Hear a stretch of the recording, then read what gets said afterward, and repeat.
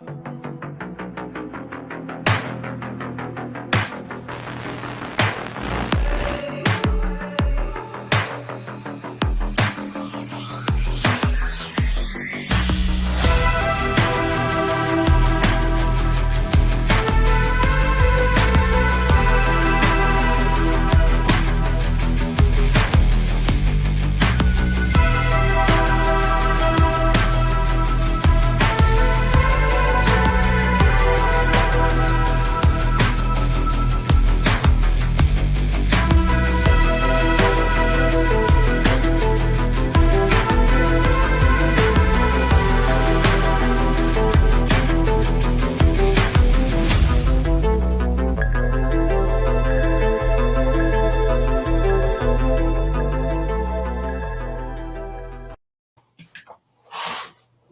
welcome to the last transmission. This is episode number 3. I missed the show last week. Sorry about that, but we're going to have a show this week and probably a show next week. So the bi-weekly thing, just bear with me for now, guys. Now tonight, I'm joined by a guy who some of you probably might not have heard of, and that's a really good thing because I think when you tune in, either whether you're watching it live or whether you're watching it later on, I think you're going to be really impressed by Nick's. Tonight we're joined by a guy called NIK HAYES, and I think you're going to be fascinated by what he's doing. And because I think Nick's a little bit of a pioneer in this genre, and I think once I'm really going to try and get his name out there. It's already out there, and there are a lot of researchers that are in contact with Nick, but I think we can get his work out there and get his book Quest for the Invisibles out there. So please welcome to the show tonight, NIK HAYES, everybody. Thank you. Thanks for having me on the show. It's great. No, it's great. Thanks so much for accepting my request, Nick. I know your line of research is probably, although it's not really recognised in this genre as anywhere near like it should be, I'm absolutely fascinated by it. And the people that I've spoken to recently in the last few weeks, they're fascinated by it, by what you're doing. So like most of us, we either get into this by we're big sci-fi fans or we're fans of films in this genre, but also I think most of the people I speak to have had an experience. So is that how you got into this? Yes, I mean, I've always been interested in UFOs from an early age. I used to, get a few of the early books that came out, but I never pursued it. I wasn't really into photography, but it all happened for me on Christmas Day evening, 2008. While I was out walking one of my dogs, Elfie. It was a really freezing cold night. There was ice on the ground, and I walked out towards the park, and there was a really thick mist, and you couldn't see for more than about 3 or 4 meters in front of you. And there's also like a real misty, cloudy sky, and it was quite dark, and you couldn't really see the difference between the ground mist and the sky. But the mist in the sky was blowing quite fast. It was a bit of a breeze. And what happened was I walked down an alleyway ready to go home. I was really cold, and Elfie wanted to go back down the same alleyway I'd just gone down, because he's got a favourite spot he likes to sniff around, which is near one of these electric substations. So I agreed to take him back down there. I stood there looking around, and I just started thinking how much the top of the substation reminded me of the Great Pyramid. And it looked really weird because it was so misty. You could see like it was an eeriness because the orange lights, you could hardly see them in the street. And every now and then when there was a thinner band of fog or mist, you'd see them, and it's really surreal. And what happened was I was just looking up in the air, and I noticed like a pink orangey sort of glow, must have been a couple 100 feet away, moving quite slowly towards me, but probably about a height of about, I'd say about 150 to 200 feet. I thought, what the hell was that? Because it was really, really silent. And it got nearer and nearer and nearer. And I couldn't see what it was because it was so misty. And all of a sudden, just as it was about to sort of pass sort of over me, I stepped back a bit so I could get sort of sideways view. And there's like a patch of mist that wasn't as thick. And I saw it in all its glory for about 3 seconds.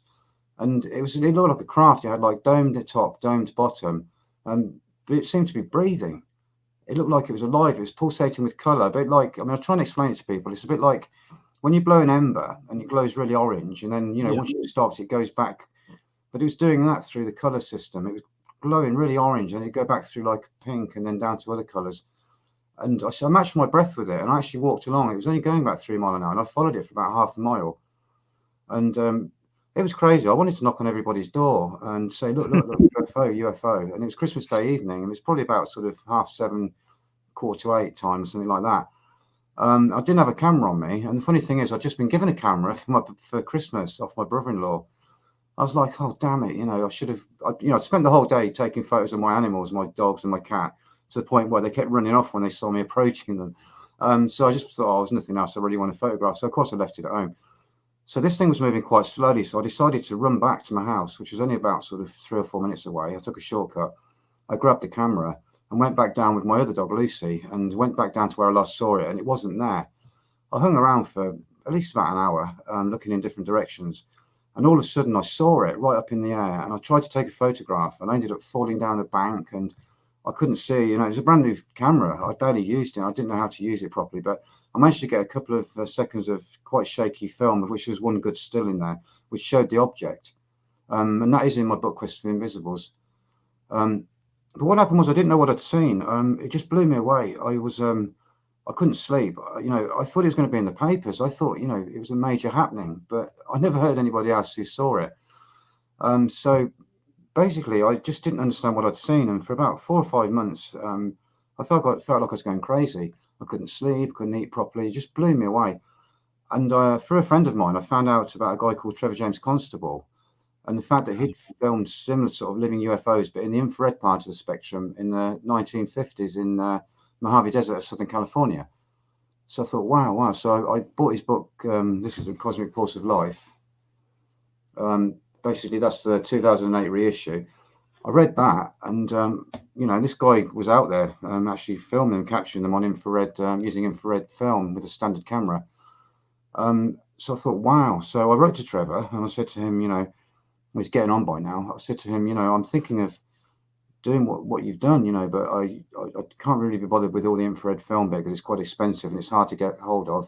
Yeah. So I'm thinking of using digital. I said, what do you think? And he wrote back to me with lots of encouragement and very kind words he wrote, and saying, get out there and do it. Yeah, try digital, just try it. It's all about, just trying it. So I kind of went on from there, really. And then I discovered some of the work through Trevor's book about Dr. Wilhelm Reich, because Trevor used a Cloudbuster to attract UFOs. He used the star exercise in the early days, and then he went on to using the Cloudbuster once he discovered the work of Dr. Wilhelm Reich. Right. Well, Nick, just to interject though, you were telling me about this, the exercise and the Cloudbuster. Can you explain to the audience what the exercise is, because that's fascinating, and two, and then go on to explain what a Cloudbuster is? Yeah, the exercise is called the star exercise. It's an esoteric procedure by which the whole body and its sort of energy can be energized. Basically, the whole body force can be energized, and basically it involves standing in a star shape. Basically, you find the north, south, east, west points, and you face the quadrant to which the sun is coming up. So in the morning, what happened was Trevor James Constable went along with another researcher friend of his called Dr. James Woods, and Trevor was going to do the star exercise while Dr. James Woods took the photographs. But Trevor also had a camera around his neck with film just in case. So Trevor was initially acting as a bioenergetic beacon. So he formed a star shape with his arms out, sort of like that, with his legs, the same. And what he would do, he'd face east where the sun was rising. So his basically body would be crossed the south, the east to west lines of the Earth. So what he would do is oscillate himself across the north-south while facing east. He'd oscillate himself across the north-south lines, and then he would turn right around 180 degrees and do it again. And it's just about basically going around the whole circle and oscillating yourself across the north-south and the east-west lines and finding a resonance point as you cross. It's like the body magnetism you have and the energy in your body. Once it crosses those north, south, east, west lines, you get a slight resonance in your hands. You feel a warmth in the palm of your hands. And if you keep doing this, he did it up to 100 times, and it would create bioenergetic pulsations into the ether is what it created, which attracted the creatures. But it's a matter of oscillating yourself across the north, south, and the east, west lines. But in a star. Where does this practice come from? Is this an ancient? I think it might be quite an ancient one. Yeah, Trevor James Constable didn't actually invent it. I've seen a lot of it online. It is a standard thing that I think has been practiced for a long, long time. It's more of an occult thing, from what I believe. It was Dr. Franklin Thomas who was an accomplished occultist who Trevor met, that suggested they use cyclical repetitions of the star exercise. So Trevor would stand on a rock and he would face east, and so stand there in the star shape, and he'd sort of take it from there. Really, he'd oscillate himself across the north-south lines, and then and then face west and do it across the north-south, and then he'd turn and face north and go across the east, east to west, and turn around again, till he'd done 100 repeats. And Trevor James, Constable, would be doing the exercise while Dr. Woods was there with the camera. Nick, is this something that people could be doing and accidentally, if you know what I mean? Well, not really, because you've got to determine, north, south, east. Well, I suppose you could do it with a compass, but you can actually do it blind, and you can actually feel it, the resonance. So you don't need a compass technically. But I don't think you really do it. Well, I don't know. It depends if you. The importance is standing in star exercise, because you're getting it through your hands and through your feet. Both your hands and your feet are oscillating across the north, south, and east, west lines, and that's creating like an oscillation, creating a pulse. And those pulses go into the ether, and that's what attracted the invisible UFOs, i.e. the biological UFOs, which he ended up filming in the infrared. So it was shortly after that then he started using the orgone energy devices. Well, he used the star exercise for about 10 years, from about 1958 up to about 68, I believe. And then he discovered the work of Dr. Wilhelm Reich and the orgone energy. And he found that the Cloudbuster would manipulate the orgone energy. And it was basically almost the same as the star exercise. So it's basically an array of steel tubes, which are arrayed sort of in any shape. I mean, I've got one that's got 3 tubes on it. You can have multiple tubes, and they're basically on a pivot type thing, like a seesaw motion. And you can one end goes into running water, and the other end points up to the sky. And it's the actual pulling of the running water, which creates a kind of pull. It almost sends a ray of orgone out up into the ether, and the pull on it seems to pull and unstick the ether, and therefore the clouds unstick. You can dissipate clouds with it, which is why it's called a cloudbuster. And you can create rain, which is something Dr. Reich did, and Trevor left his UFO work in the mid-1970s to pursue weather engineering using the cloudbuster. That's crazy, isn't it? Yeah, it's been very, very suppressed. The whole orgone thing is very, very suppressed. I mean, I talked about it quite a lot on when I was on the Ben Eminem show, Panway show, because I wrote a paper about it, the positive findings on Constables' organotic bioforms, with a fellow researcher and good friend Leon Southgate, who's an academic orgone researcher. And he does a lot of experiments with this orgone energy, making it into what they call oronal, which is a highly excited form of it. And that can attract entities and sorts of things like that. Things can manifest in it. He's doing quite a few experiments, and we're getting together later in the year with an orgone accumulator to try some of the experiments. I can't really say too much about that at the moment. No, but we're going to be filming it and taking loads of photos. We're going to be filming in infrared, ultraviolet, visible spectrum. We're going to be taking long exposures and filming at 50 frames a second, 25 frames a second. It's going to be a full-on sort of week or so of experiments. So here's the thing I didn't really know, and I was talking about the Cloudbuster briefly because obviously a lot of us in this genre have probably heard of Cloudbusters and orgone energy, but you mentioned that there is a danger to using these devices, so you shouldn't just go out randomly and buy one or make one without understanding what you're dealing with. No, I think you really need to get a good grounding in it. I mean, the best book really is The Cosmic Force of Life, Trevor James Constable's book, because it explains how he got into it and explains the theory of it. You really need to have a grounding in it because it's quite dangerous energy. As I say, people look at a tube and you say, what's in the tube? You say to an English guy or a Western guy, what's in the tube? And they'll say nothing. But, you ask an Oriental person and they'll say chi. They'll say energy's in there, and that's true.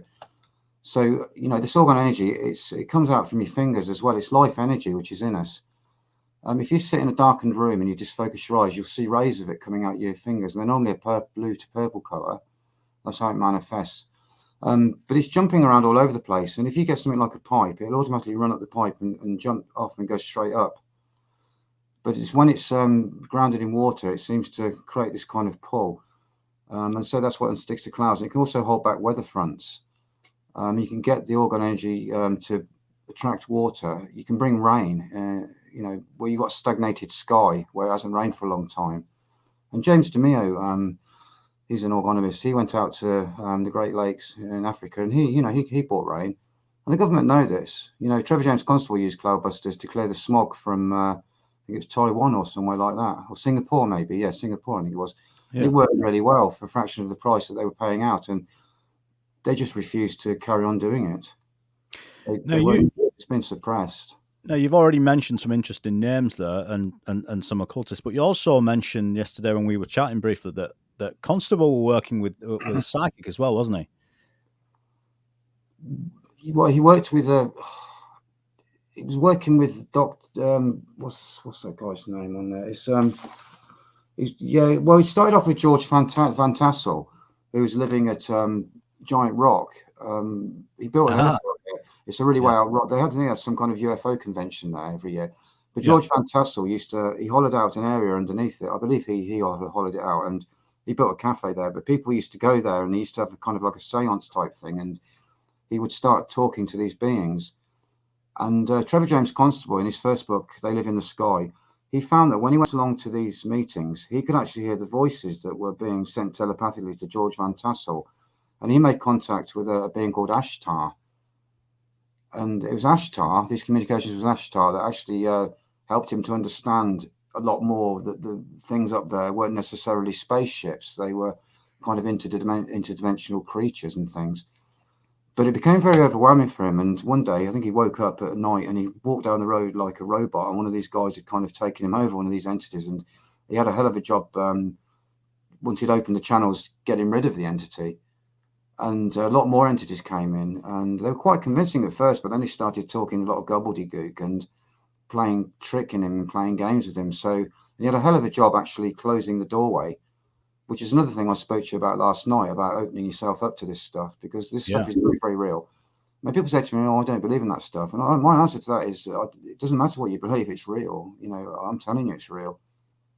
I'm not saying like I'm. Don't mean to sound, you know what I'm saying, but it is real, and when it's in your reality, especially when you get paranormal things happening in your house, it's full on. Yeah, well, it's absolutely.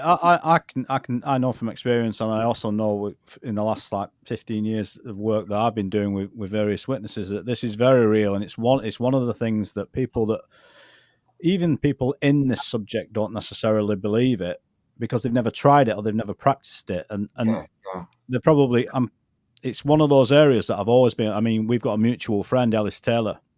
Yeah, right. He's always warned me about, not warned me off from trying things, but he's always said to me, just err on the side of caution with everything that in this genre, because it's all real. Everything you hear, everything you think is real. Yeah. No matter how unusual. Yeah, no, I take note of Ellis. I mean, it was Ellis that first started promoting my book, and as a result, Ben Emlyn Jones heard about me and then got me on a few other shows and on his show, and then a few other people started. So it's really Ellis Taylor that really showed interest in my work and started putting my videos up on his website. He's a very, very spiritual man, and yeah, he knows what he's talking about. But as I said before, I stayed away from the occult. I've read books by Crowley. I've known people that are into the occult. I've always kept away from it. I've always had a very healthy respect for it. Yeah, and me too. I've never tried contact. I've never tried doing anything like that, but it all started happening, and I'm convinced that the UFO thing is very linked in with the paranormal. They're not two separate entities. And I said before, a lot of things people see in the sky, they're not craft from other entities, from other dimensions. They're entities. They can take any form they want. Something's going on up there in the sky. There may be craft up there, but you're not going to get craft coming from another place just to flash lights and say, "Oh, hi." These beings, they know you're looking. They know when you go seeking them. They know, and they will show up. The more and more you go out there, and the more and more you can capture them in the visible, like a lot of people are doing. They do this calling, and that brings them in because you sort of linked telepathically to them. When you put your thoughts out there into the sky. Yeah. But you keep doing that all the time. I've been doing Quest of Invisibles now for 12 years, and it's become my everything, and that is your reality. And when you capture strange stuff in photos, people say, "Oh, it's a great photo," and then you say, "A great book." But when you're actually out there filming this stuff, having it next to you, the Geiger is going off, and these things are communicating with you telepathically, it's full on. Because I've got no one to talk to about it, apart from people like yourself and Ellis and people. But everything about your whole life changes because you're stuck in this reality that most people don't even realize exists, or most people don't even believe exists. Oh, absolutely. I've got some close friends that have, supported me, and my family supported me in my work.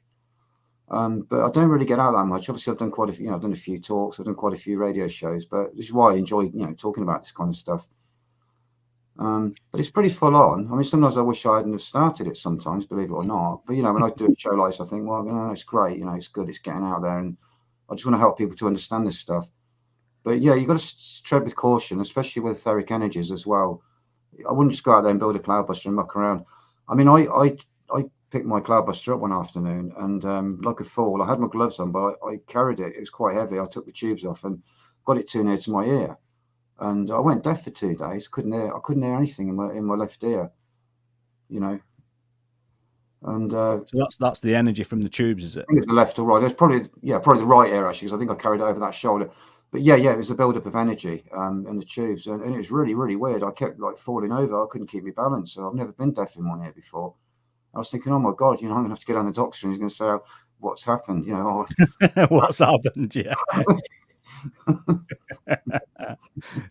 So in essence, I mean, guess what we're talking about here is this whole intention thing and putting it out there. This stuff that the likes of Stephen Greer are advocating now. This is not a new idea at all, is it? No. Intention is everything. I mean, I've seen quite a lot about Stephen Greer, but it's basically the same. I mean, I saw people that were calling these things in, and I never really thought I was calling them in. In my mind, when I was writing my book, I would look up to the sky and I'd say, kind of in my mind, is there anything out there, any beings or crafts or anything that want to appear, for my book? Sort of cheekily saying it in my mind, and things were appearing. So I was already doing it without even knowing I was doing it. I mean, they were not, I mean, most of the time things didn't appear, but a lot of things did appear, Yeah. So, and then I later started using the Cloudbuster myself. And but what I do a lot of the time, especially at night, I use the Geiger counter. I've got my little Geiger counter here, so Radex one. It's quite good. I basically carry that in the left hand, a camera either on a tripod if I'm taking long exposures, or if I'm filming at, say, 160 to the second, I'll have it around my neck, permanently pressed down so that it's about to focus. So that it's 99% in focus most of the time. And the moment I get a slightest buzz from this, the minute this buzzes, I have to respond by taking the photo immediately. Whether that's around my neck or whether it's, I've got my hand on top of the camera when it's on a tripod. But you've got to be so quick.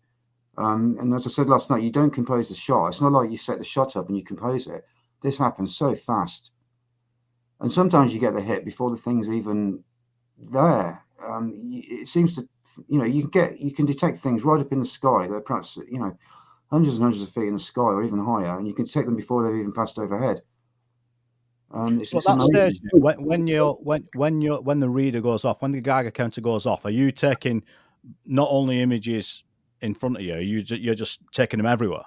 No. I basically, it's got a sensor at the front of the Geiger counter. So if I'm putting this Geiger counter up at 45 degrees in the air, that's where my camera aims where the Geiger counter is, because that's where it's coming from most of the time. And if you've got it at ground level, you can safely say that you've got things around you. Like if I'm walking around in the woodland area in my room, in my garden, sometimes I hear footsteps and all of a sudden the Geiger counter will go off, and I'll sense it as well. And I'll get this feeling of dread sometimes, and I instantly take photographs. But, you can't always capture things in the pitch dark. I don't use a flash as a rule. I take photographs in complete darkness, take long exposures of anything up to 30 seconds. But sometimes if you use just a standard flash with the infrared camera, it's enough to light these entities up or light up the area around them, because some of them are so dark that they don't reflect light. So hence the ones that I appeared in the greenhouse, which viewers can see on the website, Questions Invisible's website. There's a section on invisible entities. And there's quite a few things that I filmed in the greenhouse, 4 separate entities that appeared. I got the Geiger counter hit, turned around to the greenhouse, took the photograph. That's why they're not even that straight. And I used a flash to light the greenhouse up. And that's the only reason they're visible, really, because the area around them is lit up. And the infrared camera didn't see that, although I saw the whole flash go off, the whole white spectrum of the flash. The infrared camera only saw a tiny bit of the red spectrum just before the infrared, because it's a 720 nanometer infrared pass filter. So there's only a slight bit of, almost visible red that actually lit up these things. or lit up the area around them. But yeah, Nick, the whole did you thing. send me? Did you send me the one in the greenhouse? Have we got that one? No, I haven't got those ones here. No, they were taken from sort of a distance. I've got some good versions. They look really good on the. There's good versions of them on the website. There's also a video I've made as well on my YouTube site called Invisible Entities, and that shows the photographs on there. People can see them on there. Yeah, I mean, you should check at the end of the show. We'll give you all the links to Nick's YouTube channel and his website where you can see. And tonight we're going to show you over a dozen photographs that Nick's taken, both in the infrared and the ultraviolet. So before we get to that, let's try and briefly explain. I mean, I'm hoping a lot of people know what we're talking about, but just in case they don't, I'm just going to put an image up of the light spectrum and why you need to either use infrared and especially adapted cameras. So that's the spectrum. Could you explain that, Nick? Yeah. Okay. So on the left, you've got 400 nanometers. That's basically the violet, and it goes right through to about 750, which is the red, the end of the red spectrum. So on the right of the red spectrum, which you can't see, you'd have the infrared, and to the left of the section on the left, you'd have the ultraviolet, which actually beyond the violet. I mean, infrared means before the red, and ultraviolet means beyond the violet. So basically, the portion that we see in the visible light spectrum is what you see there, and you're only seeing it because it's light reflected from the sun. So when it's dark, you don't see any color, but as soon as the sun comes out, you're basically seeing the radiation reflected. But we only see, from red through to violet. Anything beyond that we can't see, but animals can see it, dogs can see it, cats can see it. They're fully aware of things that are going on. But it's almost like it's a different vibrational frequency. We've got a set vibrational frequency. So what I use is, basically I use an infrared camera, and what's happened is modern day cameras and camcorders are so sensitive that they have to put a blocking filter in. It's got many different names, a hot mirror, whatever you want to call it. And what that does, that blocks invisible light, so that when you take the photograph or the camcorder image, it looks exactly how you see it. Yeah. So in the case of my infrared camera, they've removed this blocking filter, and in its place they put an infrared pass filter in my case 720 nanometers. So what that does, that blocks the visible light spectrum after up to about 720 nanometers. It only allows a bit of red that appears just before 750 where the infrared comes in, and it also blocks the ultraviolet. So that gives you an infrared picture.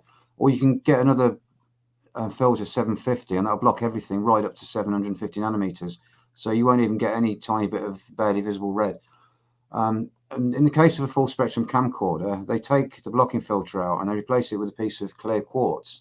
And that opens up the whole spectrum. So you see visible light, plus you see infrared and ultraviolet.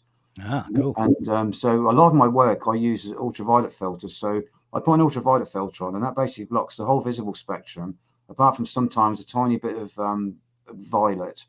And it also blocks the infrared. Or sometimes it lets a tiny bit in, but I use many different filters. So you get a pure ultraviolet image. And I've actually got a filter which lets in infrared and ultraviolet. And it's a bit like the 18A filter that Constable used in his later work. So it blocks the visible light spectrum, but allows infrared and ultraviolet to pass. But there's many different techniques for using these, because you get such a glare from the sun that if you try and use the technique, I mean, on my website, I explain the techniques that I use, and I talk about the different filters. So when I'm filming the ultraviolet, for instance, I've got a one-story building that I use, part of the house, and it's got like what's the edge of a roof. It slants up at 45 degrees. Now, what I do is I put the camcorder on a tripod, and what I do is I position the sun so that I set it up through the camcorder, and what I do, I position it so that the main body of the sun is kept just underneath the roof, the apex of the roof. And then what I do is I zoom in slightly towards the edge of the roof. So rather than letting the camcorder look into infinity, I basically set up this area that I refer to as the illumination zone. And what happens is that anything moving above or through this point gets totally illuminated for a few seconds. So I zoom in sort of to the edge of the apex of the roof at an angle of 45 degrees. So I'm capturing things that are right up in the sky. But I like to have a physical, either a tree branch or something physical in the photograph, so people can relate it. Rather than taking just shots in the sky, Yeah. Sometimes the camcorder and things aren't quick enough to actually focus quick enough. So I like to have mine already focused on the edge of, say, the roof. And then when things come past in the ultraviolet, they're momentarily lit up by the rays of the sun, and they appear just for a fraction of a second, sometimes in 1 or 2 frames. Some things are self-illumined, and they don't require the sunlight to light them up, and that's the same in the infrared. But if you try and do sun obliteration technique using infrared, it's just too much of a glare. You can't do it, so you have to use the infrared in another way. So, but I've described this. I've gone into this in great detail on my website. I've got about 12, 13 pages on my website, full of information about Trevor James Constable, Italian UFO research group, the GRCU, whose president was Luciano Bocconi, another pioneer, along with Trevor James Constable. And I've explained all the different techniques and explained the filters and what you can do and what you can't do and what's best not to do.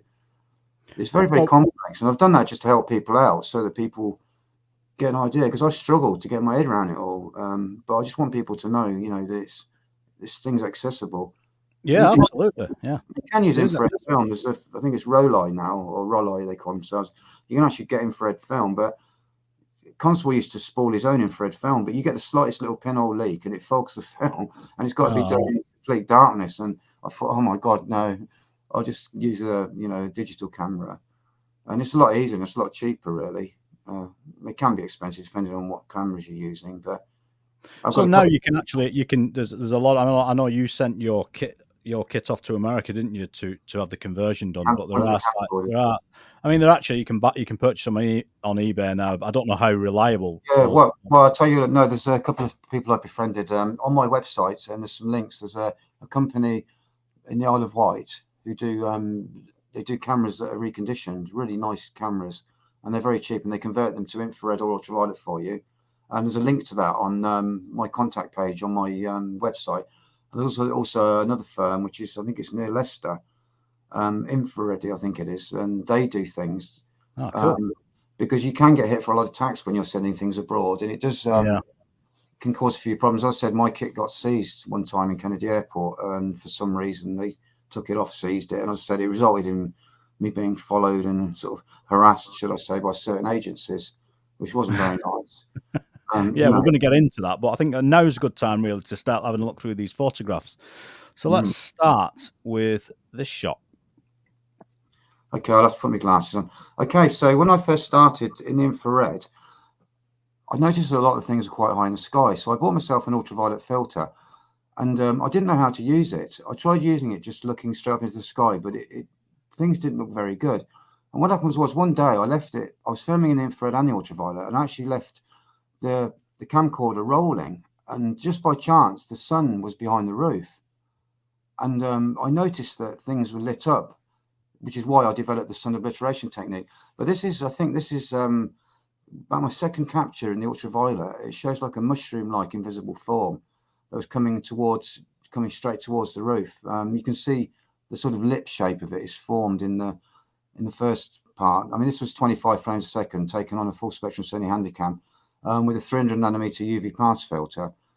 So about 99% of the infrared is blocked on this. Most of just about all the colors blocked. But this was totally invisible. I was actually filming the same scene with a camera in movie mode, standard visible light camera, and this thing didn't show on that. Didn't show at all. So this was one of the early ones. Probably I think this was about the second thing I ever captured when I started looking into the UV. And Constable captures similar things in the infrared to that, mushroom-like forms and things. Yeah, that's right. I mean, this one's very unusual. Yeah. Well, people talk about skyfish. The thing is, a lot of supposed skyfish are actually insects. If you see things with multiple repeats, they're basically, most of them are insects. You get like multiple repeats of the wings, and it looks like a white rod-like creature with lots of wings, when in fact it's to do with the actual recording, the interlaced video recording. But these things, again, this didn't come out. This was filmed at 25 frames per second. And this is what I call a skyfish. These are proper fish-like forms. I filmed quite a few of these. This is taken from my book, as was the last one, from my book, Quest for the Invisibles. But that's a weird-looking thing, and it's one of my favourites. You can actually see the thickness of it. You can see how the sun's hitting it. And that's the idea of using the sun obliteration technique. It's momentarily lit up for a fraction of a second, and a lot of these things only appear on one frame. Just the Yeah, one. I mean, you frame, can actually see you the know. depth in that one, can't you? Yeah, exactly. Yeah. And you get a hit on the Geiger counter. Although I didn't always use a Geiger counter in the early days, I basically used to sit there and look through the eyepiece and see things coming by. And I also filmed, in the early days with a visible camera. But when you're filming with, like sometimes I'll be filming with 3 camcorders, you're filming 25 frames per second, but some of them are 50 frames per second with 3,000 frames a minute. You're filming for 7 hours a day with multiple camcorders and filming in the visible light. I've also got a CCTV camera with I think 100-meter infrared illuminator beam. It's just getting the time to actually sit down and go through all the footage. Yeah, and much like a lot of this research, it requires huge dedication. So Yeah, it does. Yeah, this one is fascinating. This one, it is, isn't it? Yeah, this is a strange one. This one is.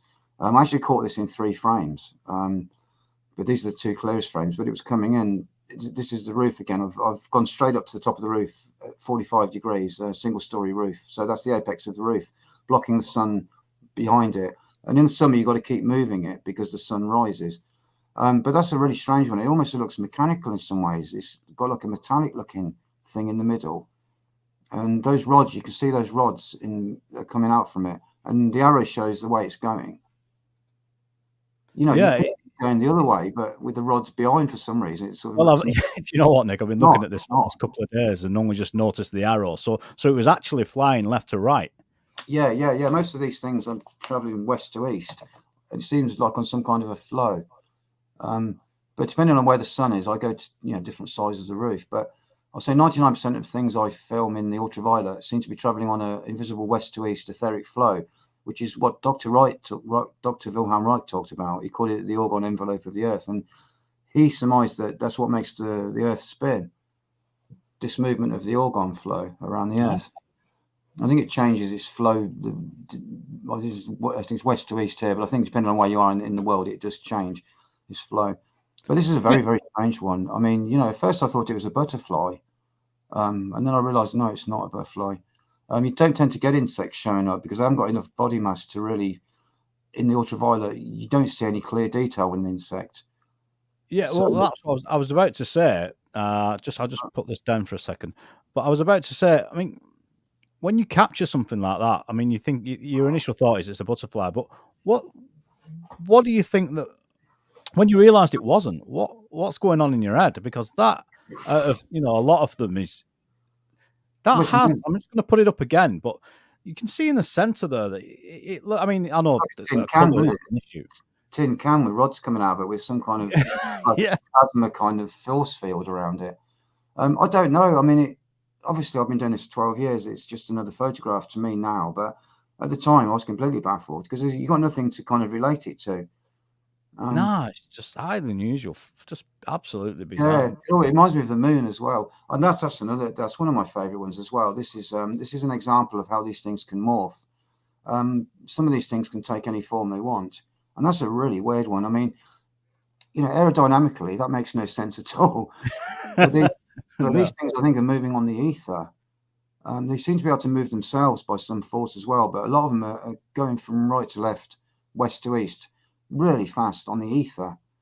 I think I captured this in 2 frames. I think in the second frame, you could just see a little tiny bit of that propeller-like thing at the top. And that was it. But it defies, logic, really, these things. They seem to take any form they want. And, a lot of them say give off a Geiger counter signal. So, they're made of an energy. They seem to be composed of heat, heat. Have their sort of bodily form in heat, the 4th state of matter. Yeah, it's absolutely wild. Yeah, So here's a classic, this one. Yeah, that's taken a year apart. That's why I've used this one. They're very similar, not the same, but they've got slightly different tail bits. But yeah, this again was taken above the same part of roof. I think it's about 2 years apart. Using the sun obliteration technique, and again in ultraviolet. But these only appeared on 1 frame. And I captured them a year apart, which is great because it's great to capture. Not many. I don't capture many things twice. I was quite pleased with this. I think one of these is taken from my book, Quest of the Invisibles. These are quite early ones I captured through 2011 to 2013. There's some very strange things out there, and they seem to be like fish-like sort of things. But you notice the one on the left, it's almost got like a torpedo. It's kind of got like fins or a star shape as fins on the back. Yeah. And you see where it's shimmering and capturing the sun. But these kind of things, once they move past the sun obliteration sort of area that I've done the illumination zone, they're invisible again.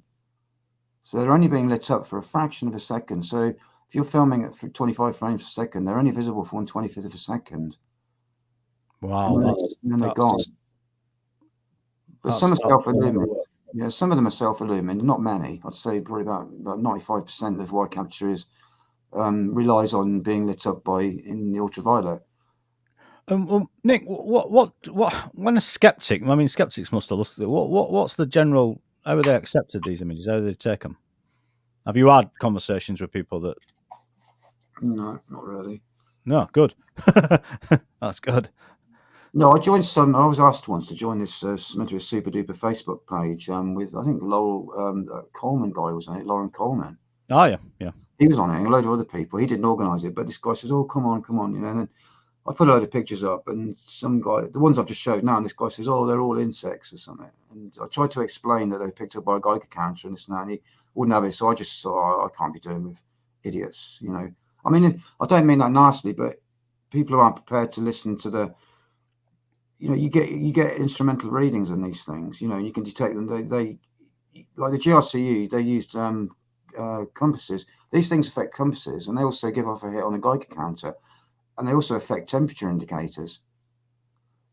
I mean, I can't have loads of kit. I'm trying to concentrate on what I'm doing, so I can't have loads of kit around me. The GRCU had 25 members, all using multiple bits of kit, and detecting and then taking multiple photos. But, I've used various bits of kit, but I just settled with the Geiger counter because I've got to have my mind on what I'm doing. I can't be having kit everywhere because your mind's not on it when you're having to think about all the different readings. And to me, it doesn't matter. I use this Geiger counter just as a signal to show that they're there. Yeah, that's what it's there for. I mean, I know the amount of nanometers, but it doesn't really make a lot of difference to me. This is just a detection tool for me. And is that sort of what compelled you to write the paper? The reason I wrote the paper was because there's a guy called this is a hard one actually. There's a guy called DeMeo, James DeMeo. He's an orgonomist, but he doesn't seem to like Constable that much, and he wrote a little. What happened? He wrote a bit of an article called "Negative Finding on Constables, T Constables Bioforms," and I was made aware of it by my friend and fellow researcher Leon Southgate when we became friends, and it really wound me up because he referred in it. He said, "Oh yeah," and for his evidence, he provided a book written by Andrew Collins. Andrew Collins wrote a book, and he basically had these photographs, right? And they're apparently meant to have been taken using stereoscopic image. And because both sides of the stereoscopic image, one side showed what looked like critters, like bioforms, and the other side didn't. And he said, because it's a stereoscopic image, then they must be marks on the emulsion. And I actually found that they weren't a stereoscopic image. They were taken by two separate cameras, and there's no times given. So it really annoyed me, really, that he was going around. DeMeo had this thing out there, negative finding against Constables bioforms, and the evidence he was using was the evidence that this guy Andrew Collins had come up with in his book, Light Quest, I think, was it, or something like that? Yeah, Light Quest. Yeah. So I mean, I don't mind Andrew Collins. If he watches this, I've got nothing against you, mate. It's just that I'm a big Constable fan, and the fact is, you can't say that Constables things were and just put them off just like that down to marks on the emulsion and things like that. So I said to Leon, let's write a paper, positive findings on Constables organotic bioforms, and counter it. So I mean, he wrote like a 2-page article. We wrote a 17,000 word 2-part paper, and we got all the evidence from Trevor James Constable and Italian UFO research group, the GRCU, as well as Romanian researcher Professor Florin Jojica, and then my evidence. And that was why we did that. It was basically to counter what James DeMeo had written about Constable. And how did he receive that? Did he read it? Did he get a response from him? No, I've not heard anything back. But funny enough, I was watching a video the other night, an old one with what's his name? Was the guy in America that I went on his show a couple of times? That we was talking about earlier. Jay Widener. Jay Widener, funny enough, interviewed Andrew Collins, and he said to Andrew Collins, "Oh, have you heard of Nick Hayes?" And Andrew Collins says, "No, I don't think I did." And I was thinking, "Oh, thank God for that," because I thought they were going to start going on about the paper. But no, they're probably, I suppose James DeMiro and Andrew Collins are probably aware of it. But I mean, it's nothing like this. I mean, I'm not doing. I've got respect for these guys. I mean, James DeMiro, he's done some brilliant things.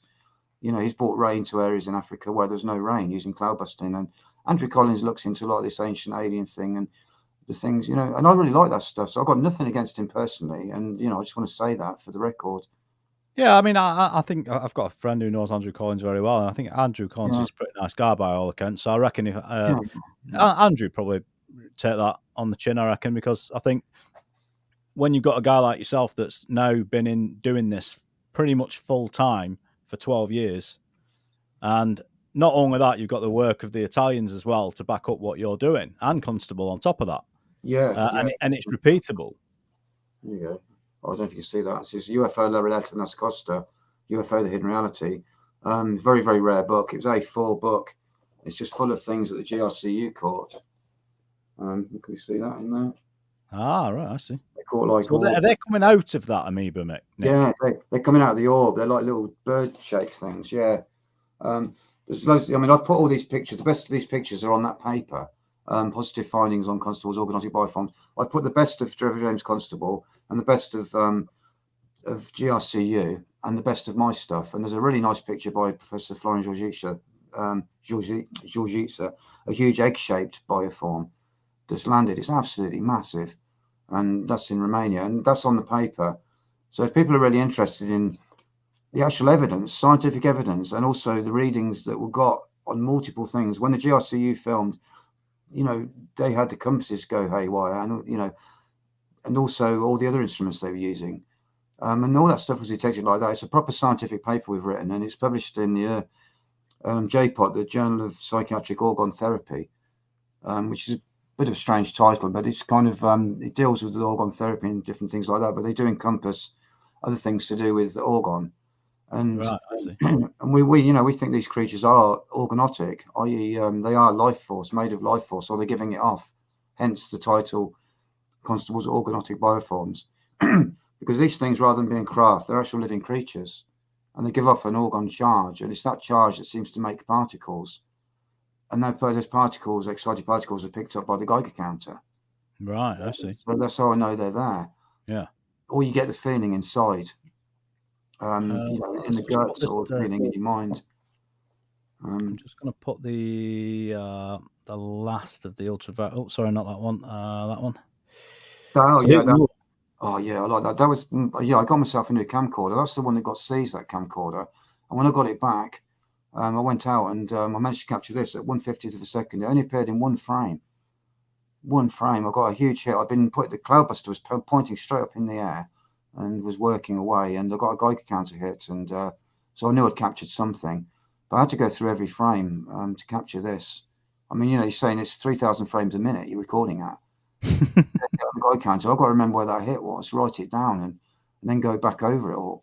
And funny enough, some software that you use, these things don't appear on that either.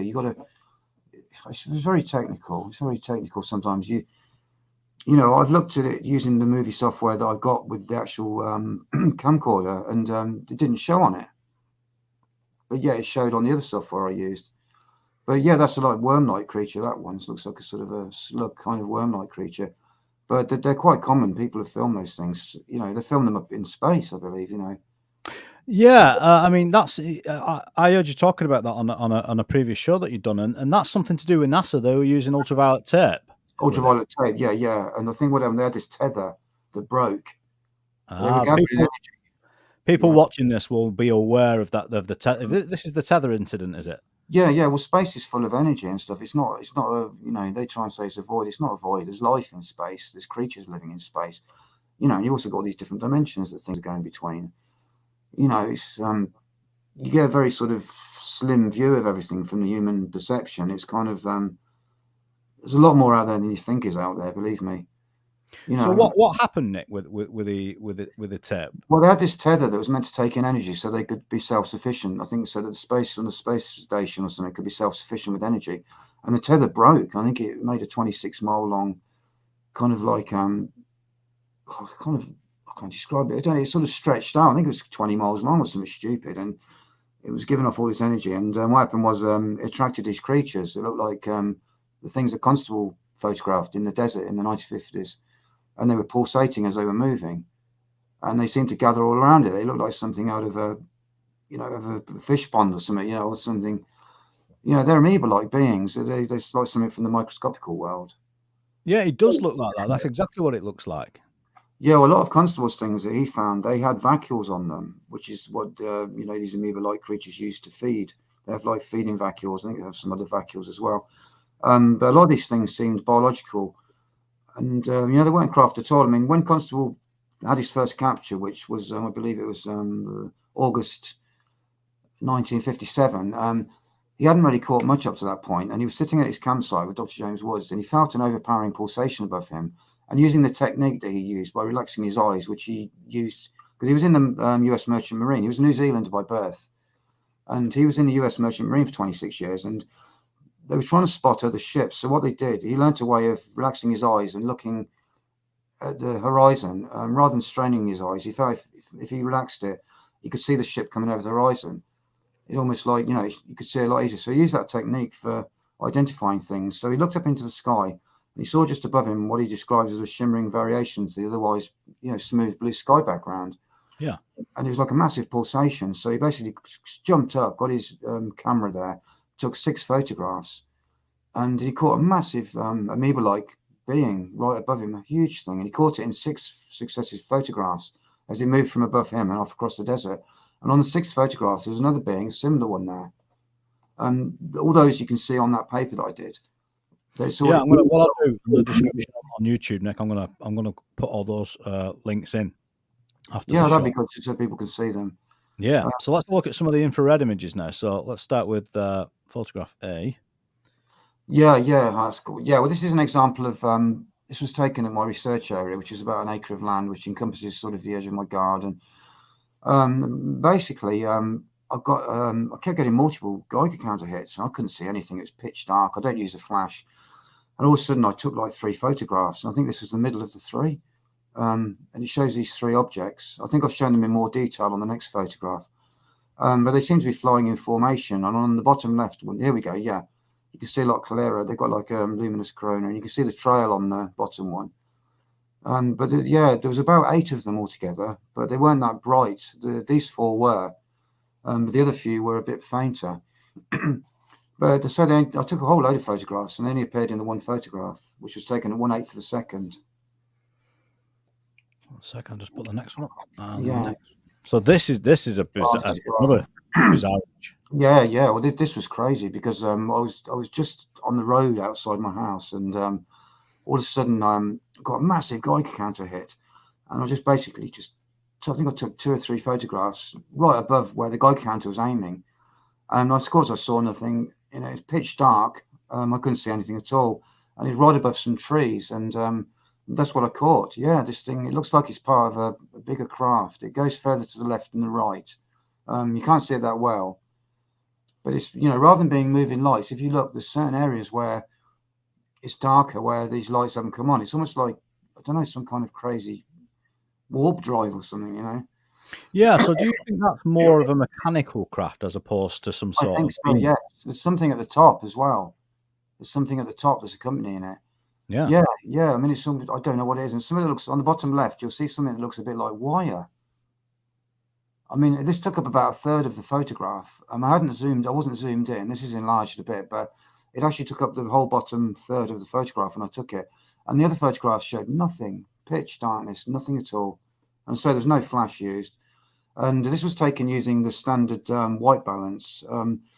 In the daytime work, I set the infrared white balance using green grass, and it gives you that kind of effect where you get like the white leaves on the trees. But if you use the automatic white balance, it leans towards the red of the visible spectrum. So what you're seeing here is multiple versions of the red. The different intensities of light are actually within the red spectrum, which is what you're seeing, and it's what it sees. It's leaning towards, the sensors lean towards the red of the visible spectrum. So any light you see will be red or a shade of it. Yeah, that's fascinating. Yeah, no, I've got that on the front of my website. Actually, that picture. Let's put the next one up. Here we go. Yeah, this is my Sony Nex 5N. This is a reconditioned camera that I got from that place in the Isle of Wight. Again, this was using the normal white balance, which is set to green grass. But what happens is all the light that you see looks white. But sometimes if you get different intensity lights, you'll see it can either be like a white or an off yellow color. And you can see this, these two are yellow. But these were Geiger counter hits. Basically, I just aimed it up at the sky, had it on a tripod and stayed there for a couple of hours. And I kept getting Geiger counter hits. And I basically just took photographs, whole series of photographs at 1/50th of a second. And these appeared. This was taken during May, this was. I was out there almost every night in May. I was out there for 2 or 3 hours a night. And I think I caught these. That's all I caught, I think. I didn't catch a lot more in May, I don't think. But this was the new camera. But these things are clearly biological. They're not craft-like things. And they're very strange. They're very strange-looking things. What about this one? Yeah, well, that's another one. This is off the paper. Basically, I was outside in the garden, and I was sitting upstairs at first. And what happened was I got this sudden feeling that I was being watched. So I went legging it downstairs with the camera, set the camera up, and this is taken in complete darkness. I'm not zoomed in on this. This is the exact size that it appears in the photograph. It was taken in pitch darkness, aiming straight up at the sky at about 70 to 80 degrees. Pitch dark, no flash, nothing. There's no light in this at all. And I think the intense light at the middle, I think that's giving off, it's either that giving off a camera, some kind of camera effect, which you can see at the top. Yeah. Because this was stationary. What happens was I took a photograph straight after this of the same entity, and it had grown twice in its size and changed color. And it was still in the same position. So it's not moving. It's just sitting there. That's just strange. You see like the border around it. Yeah, I know. Yeah, it's like a crystalline kind of border. And you can see these markings on it. And on the next one, not the next one in this series, what you've got, but on the next photograph that I took of this, these things stay in the same position roughly, these little markings. And they look like vacuoles and things you get on amoeba, or something from the microscopical world. But the actual thing changes in size, but these markings stay in the same place. But yeah, and also you shouldn't see blue. Like my camera doesn't see blue because it's blocked, because it's this is an infrared camera. Yeah. The colours down the other end are blocked. So somehow this has been created. I mean, Constable talked about this, what he calls the dark spectrum, which is created between the filter and the lens. And he said there's a spectrum that exists within the invisible light, because there actually isn't any colour, in the infrared. It depends how you've got your white balance set and this, that, and the other. Yeah. But this is an amazing photograph. Yeah, there's quite a few more that I took like this as well. But obviously, I tried to just put my favourites on the show tonight, so we didn't show too many. But a lot of these are on the website or can be seen in the paper. Yeah, what's interesting about that particular photograph is that you said you sensed that one, and I know you talked about that earlier. So you sensed that you were being watched, did you? Yeah, I got a really, really strong feeling. I was sitting upstairs in my flat and just kept getting this feeling I was being watched. It was really unnerving feeling. So I basically went out and set the camera up on a tripod. Just started taking a series of 30-second, 20-second, and 10-second exposures just into the dark sky with no flash. Totally, totally dark sky. And that was on there, and it was very, very faint. When I looked at what I'd captured on the camera, I could see it. I could see the blue, and I thought, hey, why is the blue on there?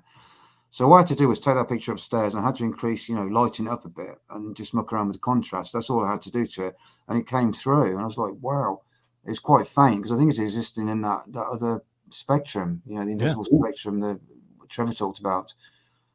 Because Trevor James Constable found that if he went up in a jet 30,000 feet, he could use a standard camera with standard film, which he put in I think he used a Super 8mm camera, and he put an 18A filter over it, which is meant to block all visible light. But yeah, he was getting UFO pictures in full color, despite the fact that the lens was meant to be blocking the whole of the invisible light spectrum, which is crazy. And yeah, I've written about this on the paper. Yeah. What's the explanation for that? Well, I think it's the particular energy that these things are giving off. They seem to pass. I think they seem to just put themselves onto film. It's not so much being caught on the camera, but they seem to be able to go through the camera. I mean, the GRCU found that some of these things would appear on film that hadn't been taken. and they appeared between frames. So the particular energy must have imposed itself onto the film before the film was even taken. Well, that's interesting because that's something we hear about, often in ET cases as well, that they impose themselves in photographic images, or in some cases remove themselves from images. Yeah. So let's have a look at the next one. So the next one is this is a peculiar one. This was taken at I had a cat called Roy, a wild cat. He was quite wild. He was living in my garden, and I took him on, and he got liver cancer. He got really, really ill, and had to get him put down. And this was about a couple of weeks, I think, perhaps about 3 weeks after he died. I went out every night to his gravesite, which is the bit that's lit up is his gravesite. But this was taken in complete darkness. I'm actually lighting the photo up a bit so people can see it a bit better. But this was taken in pitch dark, and I took a series of 15-second exposures as soon as the Geiger counter went off. I was sat on a seat next to his grave. I saw nothing, pitch dark. And this came out from his grave. You've got like the grave lit up, and you've got a snake-like object coming out, which I put a close-up of. And it's, I asked Roy if he could send me a sign that he was still around, and this is what happened. This all happened in a 15-second exposure, taken in complete darkness, no flash. That's quite hard to get your head around as well. At the bottom, I've chopped it off, but there's actually like an entity there with eyes and a nose. It looks like he's made of half tree, half human, coming out of the ground. I've kind of chopped it off at the bottom. But you've got another thing coming down on the right as well, just look at a face. But all that's happened in a 15-second exposure. But it's coming straight out from the gravesite, and there's no candles or anything on the gravesite. The gravesite was pitch dark. I mean, I was convinced I hadn't captured anything. And then I looked at the photograph. I was like, oh my God, And the photograph behind it, I think there's a photograph before it and a photograph afterwards, caught nothing, just pitch darkness. Couldn't see anything on it. That's weird. Absolutely. Oh, it is weird. Yeah. Well, I like to think it was my cat Roy, but this is when the weird stuff started happening because I was quite upset that I'd lost him. And it was from that point onwards of getting that photo that I started getting weird things happening because I put a model of the Egyptian cat goddess Bast on his a bronze model, painted model on his gravesite. I said a prayer, and it's quite weird because, I mean, cats are quite sacred in the in the Egyptian thing, and the Egyptians have those sort of like the snake, his sign of the snake, and that was like a little like a serpent. It's got like these ears and it's got scales on it and stuff. So I don't know. Things started getting pretty weird for me after that photograph. That's when it kind of started. I had 2 years of crazy things happening. I'd capture strange things, and we're going to talk a little bit about that later. Let's just have a look at this last image. Well, that was taken just sort of near the woods, near Roy's grave, but just across to the woods. You've got like a light trail coming up, and in that light trail, you can't see that there's two separate photographs. There's like the little entities on the right that I captured in the woods, and then on the left you've got the light trail. But in that light trail, there's actually like an entity in there that's gone shot up and it's stopped.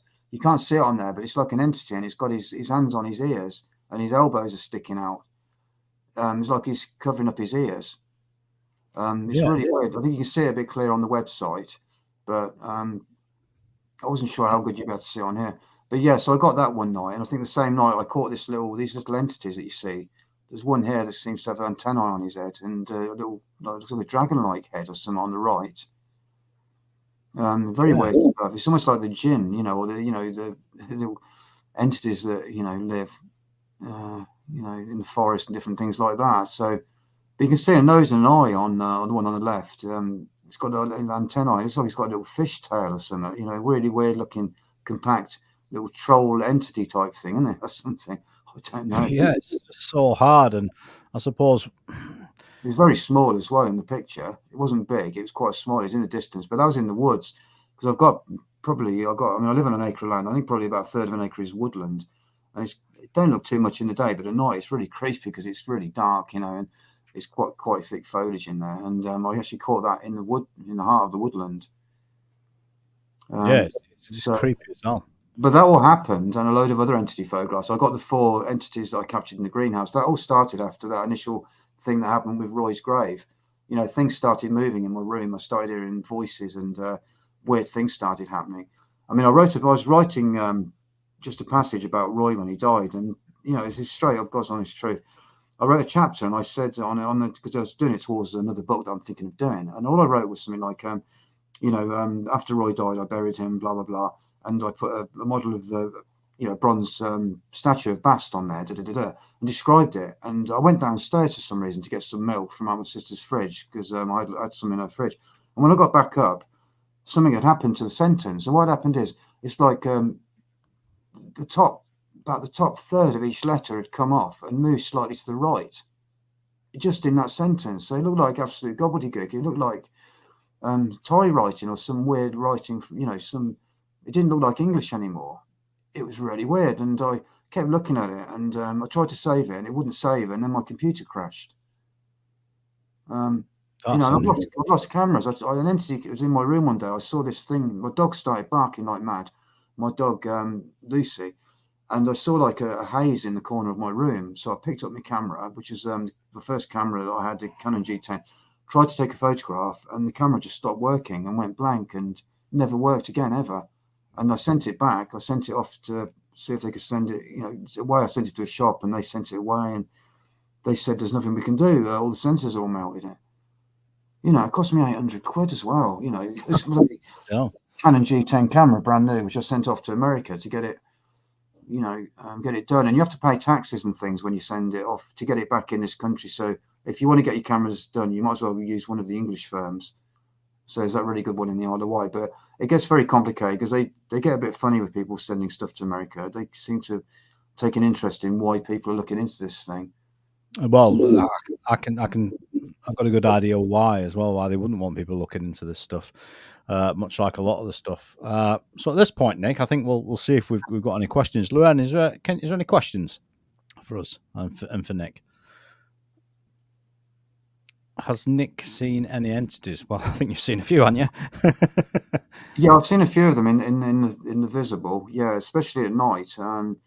But yeah, I haven't had like a full-on ghost turning up in front of me. I've seen like human-like haze, which you can half see. And I've actually been sitting downstairs in the garden, and I've heard something run across the grass through the leaves towards me. Yeah, I didn't see the leaves. I heard them crunch, but I didn't see them move. And I just saw like a misty form of an entity. But it was very, very faded. I didn't capture it on camera, but it did scare me. I mean, this stuff can get quite scary. When you're by yourself and this stuff's going on, you can't always control your fear factor. You get the fight or flight. I bet you do. I tried because they feed on fear, some of these entities, so you've got to be very careful. But yeah, I mean, I had something happened to me a couple of weeks ago. Something shouted in my ear in bed.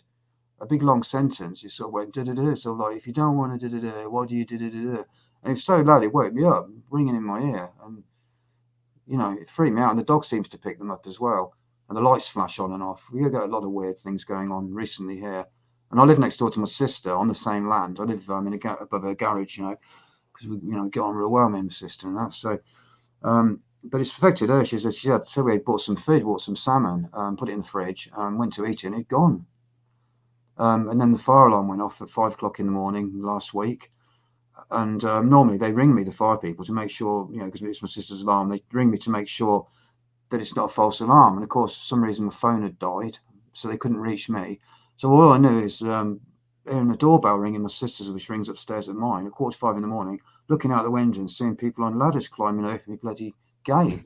It was the firemen. They didn't have helmet. I didn't know what the hell. I thought I was either being broken into or is the MI5 raiding me. I didn't know, in 4:45 in the morning, you're not in the best.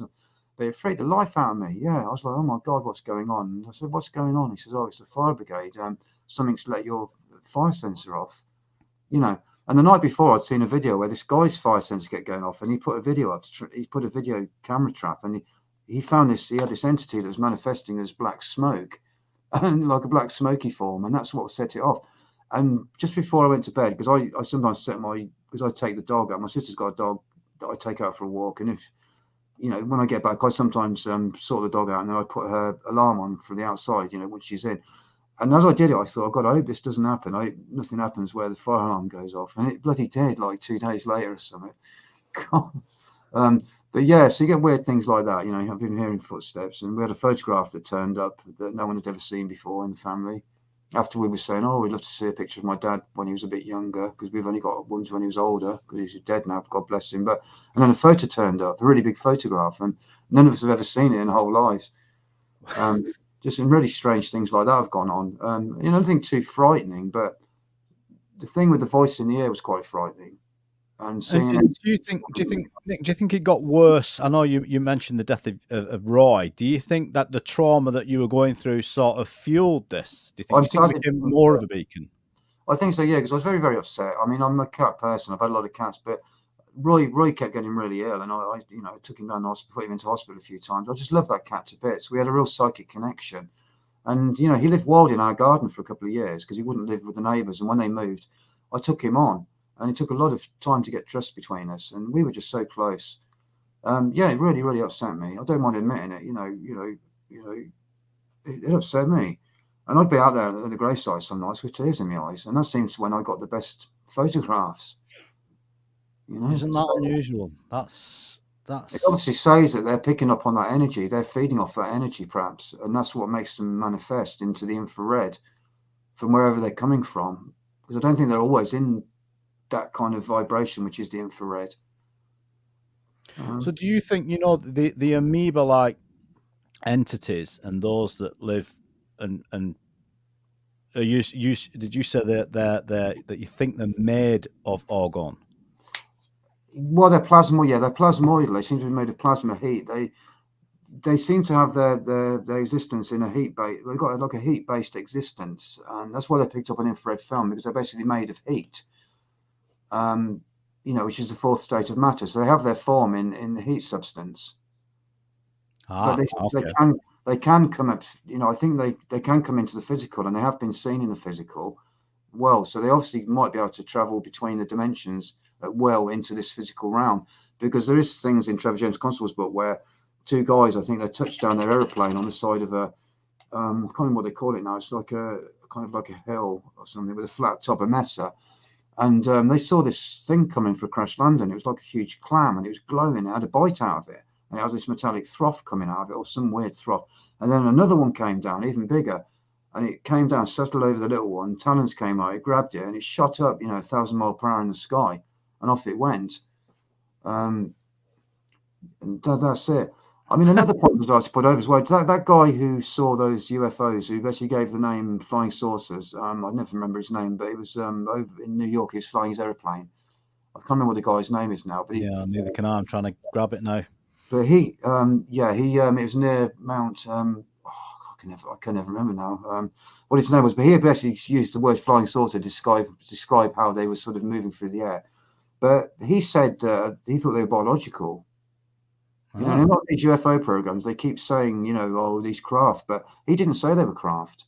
I've got a press clipping that I found, and he talks about them. No need to be scared of them. He said these things are creatures as well. So you're convinced that these two things are very different things that we're dealing with. Physical craft and the entities are completely different things. Yeah. Well, I think most of the things people are seeing are these entities. They can change their form. They can look like craft. They can take anything. These people are filming them in the visible spectrum, and they can look like pearl-like, and then they can look silver. But, being made of plasma, a lot of these things, they're like a plasma. They can take any shape they want, any form they want. They can look like a craft with lights on them. They can look like the most complicated craft. I mean, that weird video is an example. Do you remember that video we were talking about, the strange craft one that I had on my YouTube site, where that thing with the radar dishes on its side? Actually, yeah. In fact, stop right there, Nick. We're going to show that right now. I forgot about that. Well, actually, can I just nip off and fill this up with water while you do that? Of course you can, yeah. Of course you can. Cheers, thanks. Yeah, just let me... I'm going to find that video for people. 1 second. There it is.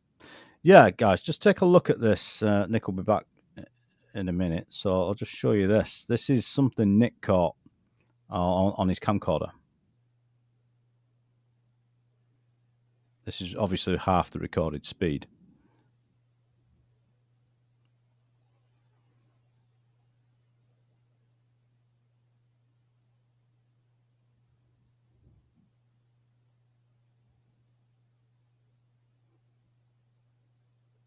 And it's almost like it's changing shape. I mean, what is that?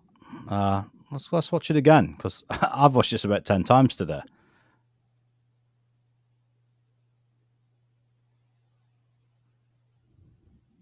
It's got like two appendages, and like, what is that? Is that something that propels? Is it a craft? Something that propels it? That maybe. But Nick said, like, at times it would change shape. It's almost tiered. Look at it. I mean, if you look at it there, I mean, it could be. Look at it. It almost looks like those little appendages at the bottom, sort of widening as it's coming nearer the camera. And I think this went on for. I think Nick was chasing this thing for quite a while, actually. Right, I'm back.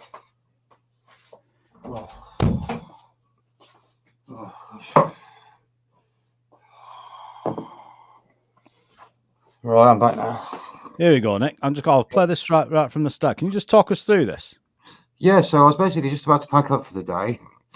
I'd seen this thing going round and round. It was really high in the sky, really high. This is like a pretty good zoom in. So it started off what I thought was just like a P-shaped thing. And if can you pause it a minute? Wait a second. I don't see think the shape of it. You see the shape?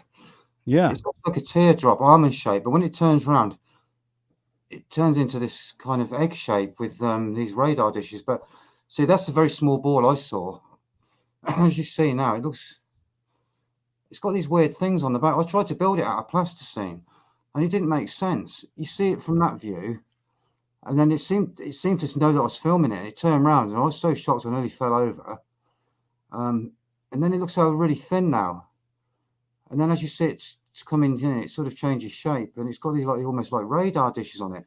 Yeah. I've seen it all day, like all afternoon. I've been out there all afternoon, and I just saw what looked like a tiny little P shape, a dark P shape, right in the sky. You know, probably I don't know how many thousand feet it was, but it was very high. You know, almost looked as high as where the airplanes go.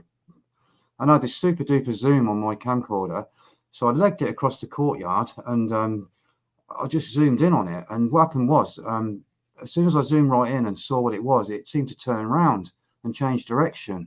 And it wasn't going that fast. I tripped over. I nearly fell over. I'm going to cut some of that out of it. That's a YouTube video I made of it. But yeah, the thing just turned around, and I saw like this what looked like radar dishes. And I took loads of stills from it, and I went out and bought a load of plasticine and some wire, and I tried to make a model of it. But I couldn't, because I tried to make an egg shape, because it looked like an egg shape. But when it was seen from the other side, it looked like an almond-shaped teardrop. And it had all these weird things on the back, and I tried to build them. But yeah, when I looked at it from the other side, it didn't look right. It was a very weird-looking thing. And I've seen similar things that people have seen in the visible spectrum. That was taken with a full-spectrum camcorder.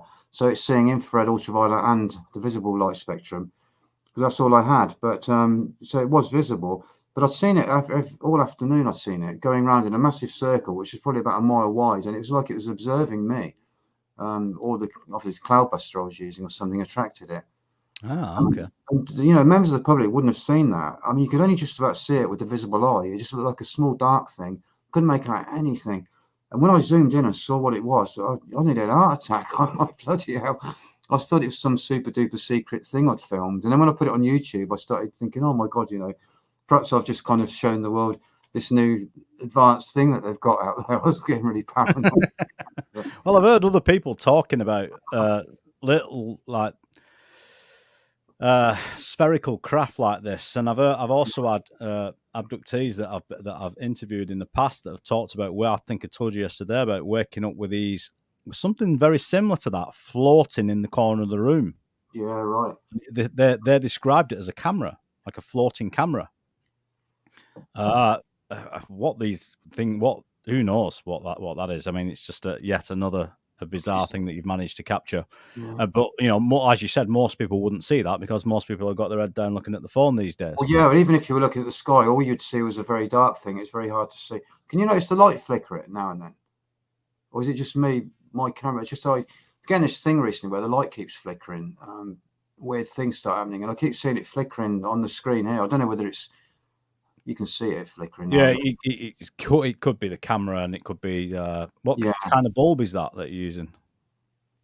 In this room, this is my niece's playroom. Hence, I've covered up some of her pictures.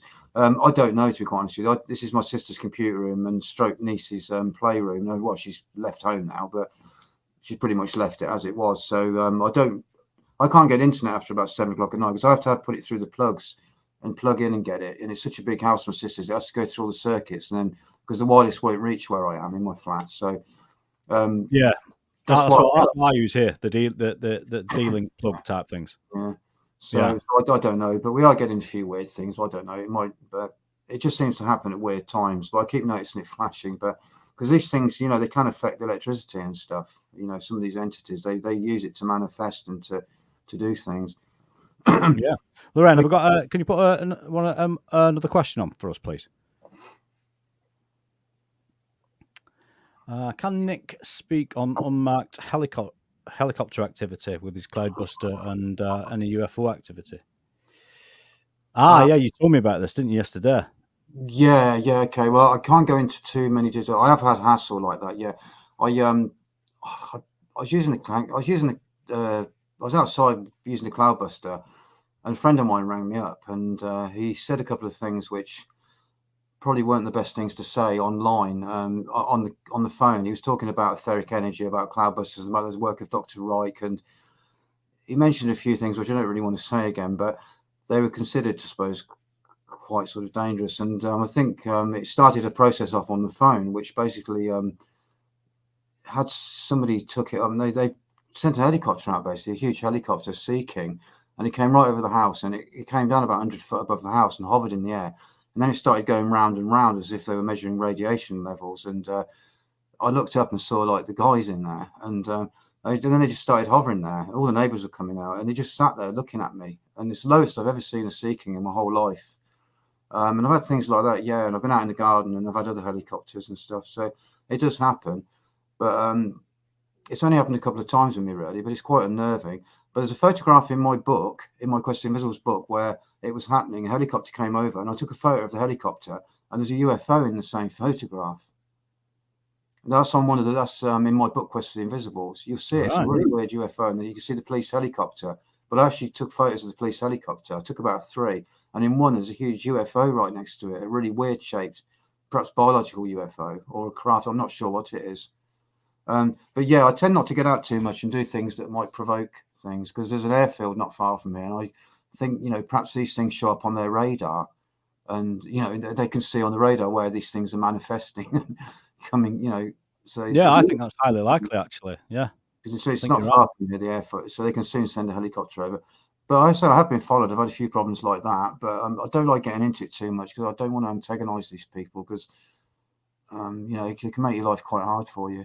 Oh, absolutely. I mean, you just want to get on with what you're doing, and yeah. They've got other ideas, shall we say? Yeah. If you look into this thing too much, and you start, saying certain things, you won't be very popular. That's all I can say. They're trying to keep this whole UFO thing hidden. I don't think they're sure themselves what's exactly going on with a lot of it. But I think, they're trying to keep it under. They try and make it into a laughable subject in the newspapers. They talk about little green men, and it's very, very tightly controlled. You never get a serious UFO thing. I mean, I was invited, and this is in my book. I mentioned this. I was invited onto Radio Oxford to talk about UFOs when they released the MOD things, and they were really interested in Quest of Invisibles. And they asked me onto this show, and Professor Cox was on the show as well by video link, by talkie link.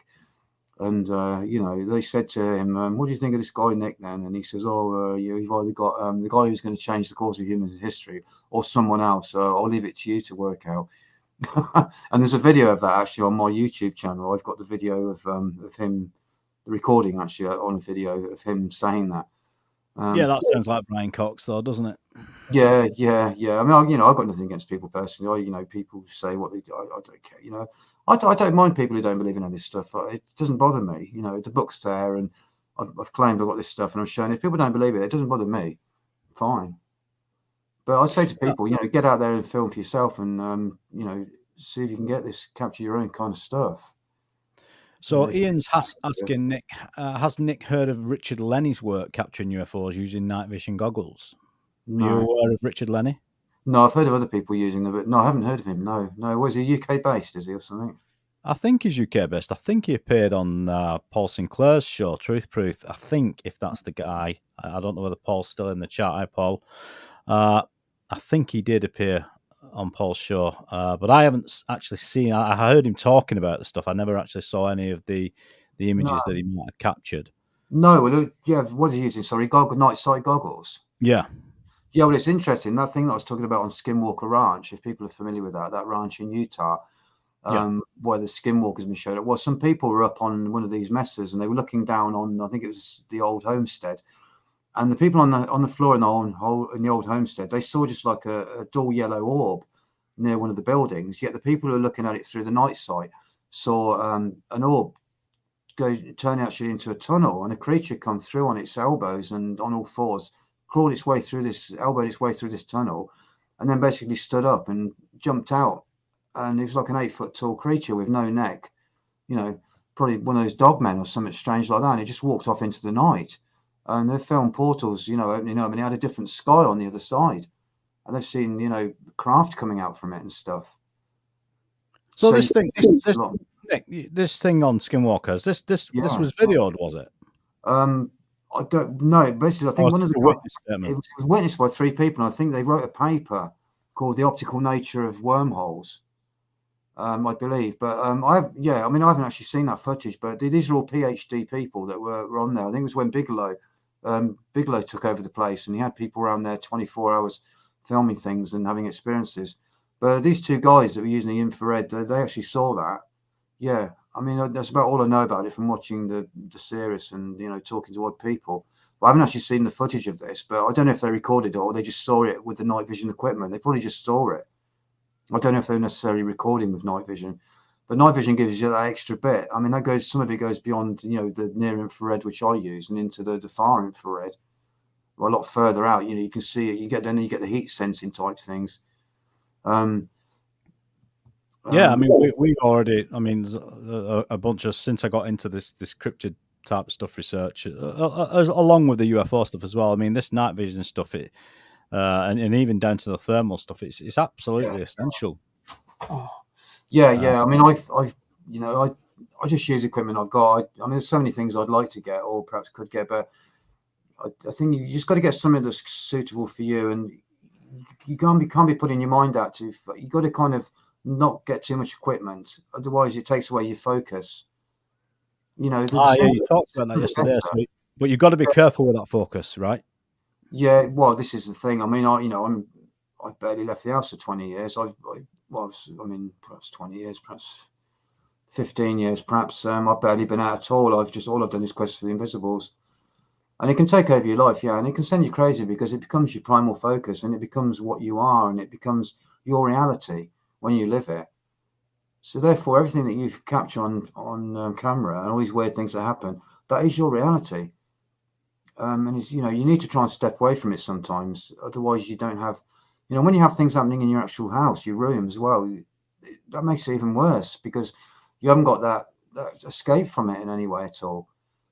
So it can send you crazy. It just messes with your whole reality because your reality includes, things where these weird things float through, swim through the sky, and you're taking photos of this and that, and they seem to respond to you. And, nobody else kind of has those experiences, really, not the same.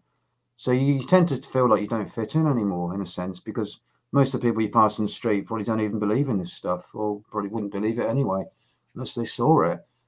So it can make you feel kind of, very sort of different, like reclusive. It makes you into a recluse, basically. Unless you're hanging around with a lot of friends that are into the same thing. I mean, I've got a couple of friends that are into it, which is nice because I see them now and then. But apart from that, I spend most of the time by myself, sitting out with a camera.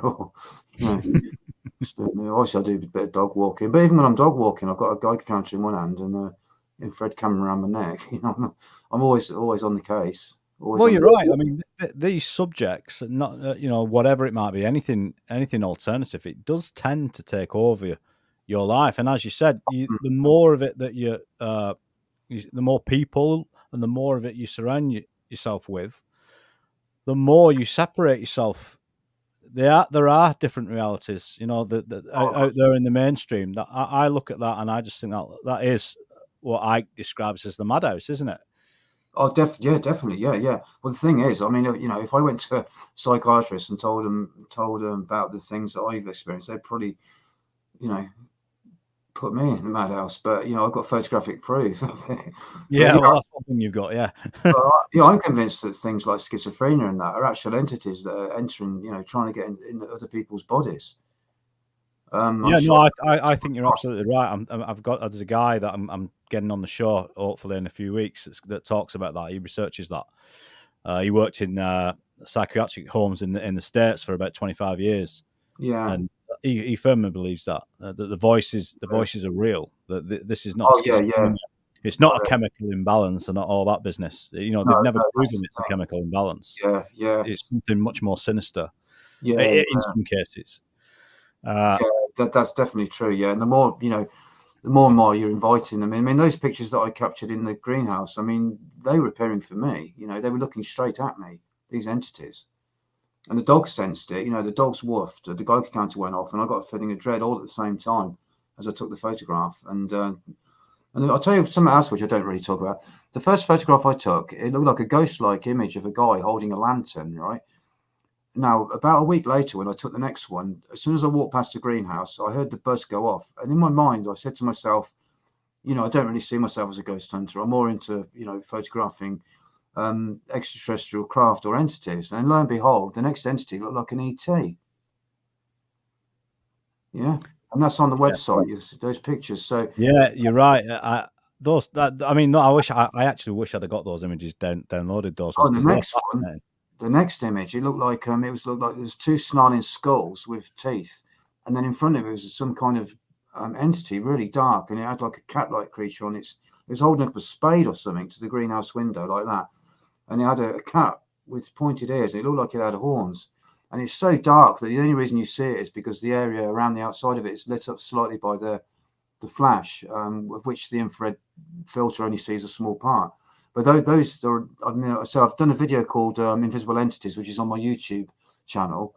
And I've also got the photographs of that on my website. There's an evidence section on my website, which has all the different things like strange things, which I filmed around my cat Roy's gravesite. Then it's got entities and it's got this and that. There's lots of different subsections. And I've put all the best evidence on there. Yeah, I mean that entity, the ET type entity, is Oh yeah, well, that's what it looks like to me. yeah, You can see, and there's density to it as well. And yeah, as you said, you can in the next shot, it's different, and you can also see that. Didn't you take a shot then with the flash on with a normal camera, and there was nothing there. There's nothing in the greenhouse. Is that what happened? yeah. No, yeah, I took that pic. Yeah, yeah. I don't think I think I took that picture later just to show people what the greenhouse should look like. But yeah, yeah. Right. Next time I did take pictures that night, nothing was in it. Yeah, nothing was in it. It's a guy. You should after this, guys, or you can do it now. Just go over to Nick's website or his YouTube channel, and you can see those images that he took at night time, and these different entities appearing in the greenhouse, Yeah. and they are just yet again just very odd. Well, I think they used the greenhouse as a portal because I shone my torch in the greenhouse and it reflected from one window to another, and it all went into that infinity. Now, I think they're in that infinity. Have you ever noticed if you look in a mirror and you've got one behind you, one in front, you get this infinity thing where it goes on and on forever, where you look in it and you see yourself. I think they're in that infinity between the two. I think that's what I think. I'm convinced that mirrors and windows are portals into this dimension, and photographs as well. I mean, you're right, because again, mirrors are used in the occult, aren't they? Yeah, well, I had a mirror. I thought I saw an entity in it. My dog kept barking, so I painted it black and buried it, and thought I got rid of everything happening. No, it really scared me because it was freaking the dogs out. They were actually snarling, and they're really nice dogs, Bedlington Terriers. I mean, I've lost them both now, but they were snarling, and one of them was covering up its face, going like that, trembling, and the other one was snarling, and I've never ever seen them do that in my life. And well, as you said, and it's one of the things that I've mentioned it, and I always I try and mention it, is that you got to be careful what you wish for in these subjects. You got to be really careful where your intent goes, and yeah, it's all about intent. You get. Seek and you'll find. I tell you, that is the truest word ever said. Well, not the truest word, the truest thing ever said. Seek and you shall find. It's true. And watch what you wish for. Yeah, yeah, definitely. Well, for sure. I mean, just as on a side note here, it's not always the entities that can cause the trouble. I mean, I think it was a few years ago when I was making the Elusive film, I was that obsessive at the time with the cryptid stuff, and that on my anniversary, I actually deliberately went to Scotland with my wife and arranged an interview on the very day. I mean, my wife's very accommodating and she's very understanding, but that's the drive, isn't it? It just becomes a real focus. I mean, family's always is first, but it's a close second, this subject, because it can consume you, especially for someone like yourself who has you've witnessed it, you've experienced it, you've photographed it and filmed it. I mean, there's not really much else you can do. No wonder you've been, affected by it. Yeah, we can interact with them. Obviously, you can speak, and you can to spirits, using recording devices and things. And I have got some recordings, but I've got rid of them. They were just so disturbing. I'd left a tape recorder in the greenhouse, and it had some woman that sounded like an old hag screaming at me, and it just freaked me out so much that I got rid of it. So I thought, no, I'm not going to start doing that, because I find it very hard to forget about things like that, and I can't be doing with having those stuff going around on my mind. And sometimes, well, I say sometimes, maybe all the time, your gut feeling, if the gut feeling is to get shut of it or stay away from it, then you're usually right. For a minute. Yeah. Well, that's the thing. You've got to protect yourself as well, really. Whatever you believe in, but you've got to try and protect yourself against negativity or anything negative.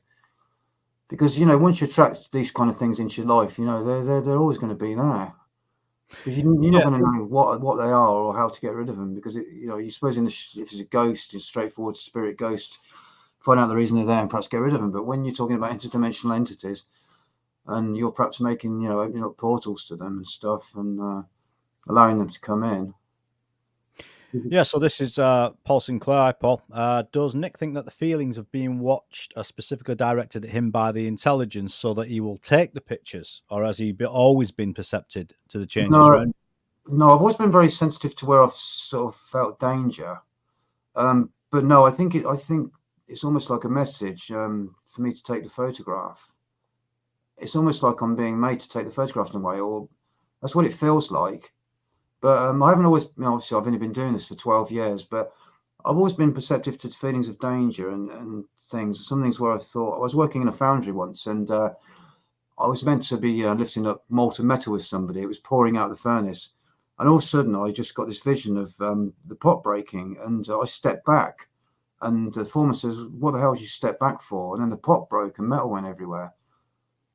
And that was the only time it's really happened. But and I've sensed danger. I mean, there's something I got chased by something invisible once down a place called Live Alley. I'll cut this story short, but it is on the internet. But I went down. I was meant to go down to practice with my band that I used to be in with my mate, and I missed the first bus. So I thought, okay, I'll cut down and go diagonally to where he lives. It's about a mile and a half journey through like an old track which goes through a nature reserve. And it was just getting dark, and I thought I'll best do it before it gets too dark. And what happens was I got halfway down there, and there was a load of land to the left of me, which was all swampy and had like some raised areas with leaves on it. And it was really dark, and I heard something walking, must have been about 20 feet to my left. And it was walking, keeping up with me. And all the hair stood up on the back of my neck. And I stopped, and this thing did an extra crunch. And I thought, oh my God. So I basically sped up walking, and I did like a hop, skip, and a jump. And this thing kind of carried on and did 2 extra jumps. So I basically started running quite fast, and I stopped, and this thing went and then went, and it was in front of me. It was actually come around to where I knew there's a path that would be meeting mine. So I ran like hell back to my place, and I never told anyone about this for years, but Ben Emily and Jones heard about it. I was trying to describe how scared I was one night, and I said, "Oh, I've never been doing this scared." When this entity appeared in my room, I said, "Oh, it scared the life out of me," but it's probably only on par with what happened to me down Live Alley, where this visible entity chased me. And that really freaked me out. But I just instantly felt fear. As you've always got to trust your gut instinct. But back to the question from that guy, I think it's almost like, they're perhaps making me film them, making me capture them on camera. I mean, I'm out there wanting to take photographs, and all of a sudden they're showing up and perhaps saying, "Oh, I'm here." which is going through to my mind and making me go out and take a photograph. So it could be, that they want the picture taken. Yeah, I think you could be right. Yeah, it's hard to tell. I mean, it's all trial and error. This whole thing's trial and error. Even the photographic techniques I use and different things. You just got to make it up as you go along. There is no written rule book for this, really. Yeah, the key thing is just to try it. Yeah, but anyone who's really interested in this, I strongly suggest this book, Cosmic Pulse of Life, Trevor James Constable's book, Cosmic Pulse of Life. It's the Bible, really, for etheric, to do with etheric creatures and things. And it just tells you how he got into it. It's also got a section about the GRCU in there, the Italian UFO Research Group. But all these photographs from this book, all the best ones, are actually on that paper, the 2-part paper that I co-wrote with my friend Leon Southgate, the academic organ researcher. So I've taken the best of Constable's pictures and the best of the GRCU and the best of mine and put them on this paper. I'll be sure. I'll definitely be sure to put that link in there because the more people that could see this, the better. Yeah, it's quite technical. It's got a lot of quite technical stuff written on it. But if people just want to look at the photographs, and read a bit of a description about things, it's quite a technical paper. We talk a lot about the ether and about the excitation of ether and this, that, and the other. But if people want to look at the photos, I think people will find it fascinating. I think the photographs are just like the eye candy, and then obviously people want to, if they want to capture these images, it makes sense that they should understand the processes that they need to go through. Yeah, no, it's a good thing to do. I mean, I became quite obsessed with it. I mean, I'm not as obsessed with it now because I've had such strange stuff happen. I've had to take a bit of a step back from it, especially when it starts affecting my family and, and happening, in my room and freaking me out a little bit. I've had to step back and say, right, I'm taking control here, really. And did things, once you stepped back from doing it, did things calm down? They seem to a little bit, yeah. But there always seems to be something going on. So it's almost like you've left the gate open now. Yeah, I mean, I'm still walking around taking a few photos, but I'm not kind of summoning, or as they call it, summoning. I mean, I try not to summon anything, but the calling thing, I'd go out and do that. But now I tend to just go out and I just take a load of photos of the sky. And if I catch something, I catch something. If I don't, I don't. But once the summer comes around again, I'm going to be out using the ultraviolet, filming and capturing the strange things in the ultraviolet. And I just film, and I use the attraction method and film. I don't call these things in as such. So I feel a bit better doing that, really. But once you start filming, doing things at night where you're hanging around in the wood and it's just you, and you're basically asking these things, in your mind, can you appear or something, it can become a bit overwhelming. Well, there is that. There is also that. There's an old saying, I can't remember it specifically, what the proverb is specifically, but it's something like everything that exists during the day is, and anything that the light shines on is ours, and anything it doesn't, and when it doesn't, then it isn't, and it's more dangerous. So have you found that it's more sinister at night in the infrared, do you think? If you're filming at ground level, yes. Not so much in the sky, because you can catch kind of strange things in the sky and the UFO type things. But if you're filming at ground level, especially if you're filming at grave sites or in woods, that kind of thing can be quite sinister. Yeah, definitely. So here's something interesting, Nick. Have you ever combined? Ian's asking off topic. What's Nick's opinion on pendulum dancing? Have you ever used the two? Well, I'll tell you something now. This is my sister's house, right? It's a really big house, and what happened was, about a year or so ago, she was getting a leak in one of her heaters, and so we knew basically we had a leak. There's something going wrong, and we knew there was a leak somewhere because there wasn't enough water. And we got the water people in, right, to see where the leak was. We turned the water off, so we had a series of pipes that went underneath all the floors, and a lot of them are concreted, so you couldn't get them up anyway. But they came in and they did this thing where they actually filled it full of gas, and they tried to find out where the gas was leaking from. And they said, we can't find it. Now, I went upstairs and I got the old coat hanger things out, yeah. And basically, I walked into this room, and just as I crossed the threshold of this room, they crossed. And they kept doing it. So I went and got this old coin, which was my dad's, who's dead now, and I used it as a pendulum, and the pendulum spun. And I said to my sister, it's there. And I marked it on the floor with chalk, right? These people came in, they said, oh, we can't find a leak anywhere. And I kept saying it's there, and obviously they won't dig up a floor just because someone says it with a pendulum. But in the end, they had to take up the bit of the floor, and it was bang on. It worked. It was bang on. And that's the first time I've ever really seriously dowsed with a pendulum, and also with the coat hangers. And there wasn't even water down there. I was looking for a pipe that had broken, which had no water in it because it had been turned off. But I was looking for basically a broken pipe. Because I think, the universe, it knows the answer. The answer is known. So it's communicating that answer via the pendulum or via, the medium that you're using for detecting it. Nick, when you were doing that, were you asking, when you were doing that with the rods, were you asking the question in your mind? Yeah, I suppose I was, because I was thinking in my mind, where's this hole? I need to find this hole. And every time I walked across it, it just crossed like that. Every single time, and the pendulum spun. And I've never used a pendulum before. I've seen it done, but the pendulum was spinning round and round and round directly above this point. So I marked it on the floor with chalk. And they could, the water people came in. It's really expensive. They pumped all these chemical gases into it, then tried to detect them, and and they were looking everywhere and they couldn't detect it. And I knew straight away where it was from doing that. Yeah, well, it's interesting you say that because it works. Definitely works. I don't know whether I mentioned this before on my podcast, our previous podcast, but when I came home early from work one day, and there was a leak in the street that I live in, and it'd been going on days. And I came home early. The street, I mean, during like a lot of streets during the day, everyone's at work, so it was very, very quiet. Yeah. And there was just this water van, this United Utilities water van in the street.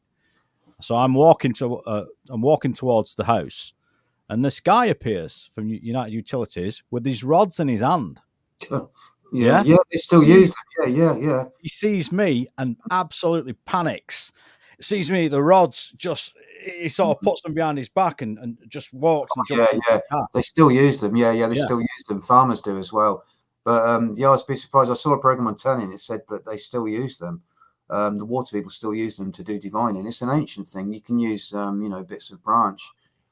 It's funny that, Nick, that they're doing that for something that's a load of nonsense. Yeah, exactly. Yeah.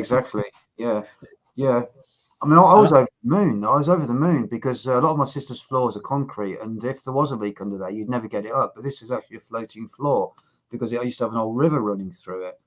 It's not got the river there now, but I think it's quite damp, or it can get damp. They've got a floating floor, but it actually broke right as you come through the door, right in the middle of where the door closes. Yeah, and I just knew it was there, and it was, and it got proved that it was, and I was like, wow, either my dad was helping me because it was my dad's pendulum who died, and I did say, in my mind, if he's there, Dad, and you can give us a hand, if you can help us locate this. So it might well have been my dad, the spirit of my dad helping me, to find it, but those things they crossed over the actual the wire things I had, the coat hanger things. They just kept crossing every time they crossed, and bang on. So I'll definitely use that again for something. Yeah, I'm heading down to Glastonbury in July, so I think I'm going to book an appointment with Maria Wheatley down there and with the family and I'll spend a day with Maria because she does courses on dowsing there. So I think we're going to spend a day together and have a go at it, and because I'd really love to have a try it and translate it and use it on the ground, so to speak. So next question, Nick, is: does Nick have any interest in mysticism or metaphysics? Yeah, I'm interested in a lot of things like that. Yeah, I mean, those sort of things really sort of interest me. I've never been actively engaged in sort of mysticism and stuff like that. I mean, like I've kept away from Nicole, but I read a lot of oldish sort of books. I mean, I'm very into Madame Blavatsky, and I like reading a lot about the early religions, the Hindu thing, and some of the mystics that you get within the Islamic tradition. And I'm very interested in that kind of thing. But obviously, I'm not as outgoing nowadays. I mean, my sister lived in Egypt for a bit, so I got to go out to Egypt and visit a few to the old places, but I tend to sort of just read about things really, and there's more than sort of experience them now. I mean, I have a few problems with my health and that, so I tend not to get out too much. But yeah, I mean, metaphysics. I used to work for a company called Blackwell's, and we used to do a lot of metaphysical journals, which are quite interesting.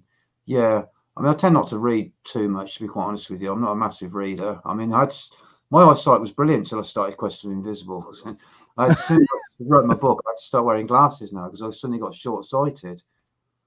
But no, I mean, all these things interest me. They really do. I mean, there's some people out there, especially some of the Indian mystics that can perform all sorts of things. The holy man, and my dad talked about going to India when he was in the war. And he said he saw things like the trick, the Indian rope trick, and all sorts of weird things like that. That he couldn't really put into words, and and especially in some of the tribal societies as well.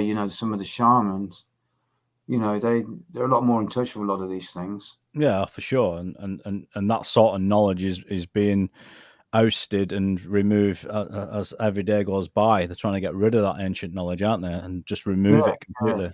I don't believe in coincidence. I'll say that. I don't believe that anything's a coincidence. I really don't. No, I mean the Madame Blavatsky thing is something that's a name that just. I mean, I deal with my work. I deal with a lot of stuff in various topics, but it keeps coming up. That Madame Blavatsky keeps coming up all the time. Yeah, she started the Theosophical Society. Theosophy is kind of philosophy and theology. It's kind of like a mix of the two. But she used to talk about the root race of men. The giants. I'm very into the giant thing as well, the Nephilim, and I just bought those 2 books by Mazzulli on the Trail of the Nephilim. Well, my sister for my birthday, book 1 and 2. I'm very interested in that and the history of the Earth. And also man and dinosaurs coexisting. That kind of really, really interests me. And as I said last night, I'm really into the Dogman thing and the Sasquatch thing. And it's a wonder. I mean, all of these subjects are absolutely fascinating, and just they are. I'm sure they're very, very real. There's been too many people seeing these things, and they go hand in hand, Nick, as well. What you do, what I do, and every researcher does. Even though paranormal, I mean, look at the Collins Elite with the UFO. The occult has plays a massive part in ufological circles. Do you know about the Collins Elite group back in, when was it, the 60s, I think, or was it 50s? It was a group of the name rings a bell, actually. Yeah, just a group of guys that studied the occult and the connection with UFOs, and they came to the conclusion that it wasn't something occult. I don't know whether it was deemed semi-religious or not, but a lot of ufologists deem that to be a bit of a smokescreen. That whole paper that they did. I think there's a book called Collins Elite that you can read. You can read all about that. Yeah, I have to look into that, actually. Yeah, it's fascinating, but it's like much of this stuff. It's just another road to go down that just absolutely consumes you. But I believe we're in those times now. More and more people are seeing UFOs now. More and more strange things happen. I'm very into the Old Testament as well, and the Bhagavad Gita and the ancient books. I like to read a lot of that kind of stuff, and the fallen angel thing. These beings come down, and breeding with man, forming the Nephilim, and all these ancient visitations. I mean, I'm into all that kind of stuff. Really. Yeah, me too. It's fascinating. Yeah. Well, that's the thing. I mean, there's not a lot of links with that in my work, but I think that some of these gods are returning. I think some of these entities, they're actual entities in the sky rather than being craft. They're actual entities that can take any form, and they can actually look like people. People have filmed like entities walking across the sky, humanoid entities, strange humanoid entities. I've seen some of that stuff. Yeah. And this is not like the Brocken Spectre at all, is it? This is not the same. No. So I think we're in that reality now. I think perhaps these things are coming through more and more now. Perhaps we're in those times where something's happening. But it does feel a little bit like that, doesn't it? It's almost like the faster these groups work to sort of get rid of the evidence and hide all that ancient knowledge, the more it seems to be coming out. It's almost like it's responding to what they're doing. Whatever this is. I mean, some people think that it's one I don't know what the word is, one consciousness behind that wears several different masks, and I guess it could be. I mean, there's basically light and dark. I think light and dark. So these entities are very light. They come from God is light, as they say. They made a light. The darker entities are dark, and I think it's a thing between a battle between dark and light. That's what it you're boils right. down to. You know, I mean, some of the gods that they talk about, they're called the shining ones. Some of them were so bright that you couldn't look at them. You know, the gods that are meant to come down, and every you know, the Celts and all these other people, the Inca, they all talk about these gods coming down and helping them, helping to create civilization and giving them armor, teaching them this, that, and everything else. They're basically probably responsible for civilization in itself. Yeah, it seems to me that, I think it's something about 10,500, maybe 11,000 years ago. I think they're right. I think there was a cataclysm. I think it all just got wiped out. Wiped the last root race out, and the giants, most of them, but not all of them, because if you notice in the Old Testament, then the Israelis, I mean, they conquered loads of cities. They conquered all the tribes of the Nephilim, the Canaanites, and all the other ones, the Raphaim, and they were conquering them all the time. Took all the cities from them, and I think as Mazzulli thinks, a lot of them fled to North America because you got the Indians, a lot of the Native Americans talking about having battles with these giants, these cannibalistic giants with red hair that were 7 foot tall and more. And they found those ones in the Lovelock Caves that were apparently cannibalistic. I mean, they talked about this battle they had, didn't they? And then I think it was found about 400 years later by Mormons who were digging back guano. They found in those actual caves under the back guano, people of stature 7 feet tall or more with red hair. Look at Glastonbury. There's a 9-foot giant buried in Glastonbury, and they're telling you that he's there. Yeah. So I believe a lot of this old stuff, but I believe more people are getting interested in it because I think it's relevant nowadays because I think we're going through a lot of changes on Earth, and I just find it very, very interesting. I just wish I was a bit younger sometimes. I had the money to sort of go off with Brian Forster, going around to look at some of these technological sites, Belbeck and the places like that in India and that. But I probably haven't got the stamina now because of my back problems. He probably wouldn't have me, and I'll probably slow them all down something. But no, I would like to get out there and look into all this kind of stuff. I mean, that's why Jay Widener's good. I mean, he's spent a lot of time looking into this stuff, and sure. I've had some good conversations with Jay. Yeah, I mean, he said that my book changed his life. My book, Quest of the Invisibles. I was like, what? Well, no, Nick, that's why I've had you on, because I think it does, and I think there's so many people, once they've seen your work and they've seen the videos and listened to some. I know you've got a couple of lectures on. Ben's done a couple of interviews with from Herpanwa Radio, hasn't he? Yeah, they're all on my website. I've got all the shows I've done. There's got links to most of the shows I've done. So yeah, actually, Lorraine, is there one more question in there, please? Is that asking if Nick's what Nick's up to? Well, I'm having a little break at the moment. I'm still going out at night taking random photos, but I'm planning to do a paper on the paranormal soon, and to include all the actual entity pictures that I've taken, some of which I've not shown yet.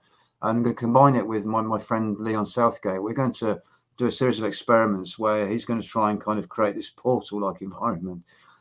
We filmed entities coming through this orgon portal that he created from using an orgon accumulator, then funneling the organ energy into tubes and then into huge sort of like, how do you describe them? Like ball shape, glass tube like a ball. And we found that if he excited the organ energy, then faces appeared in it and strange things.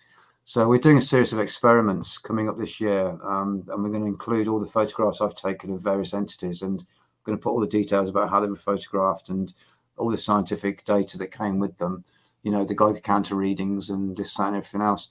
So that's something I'm aiming for. And I'm planning to do another book eventually. Sort of in the back of my mind, another book, Hidden Realities, is going to be my next book, I think.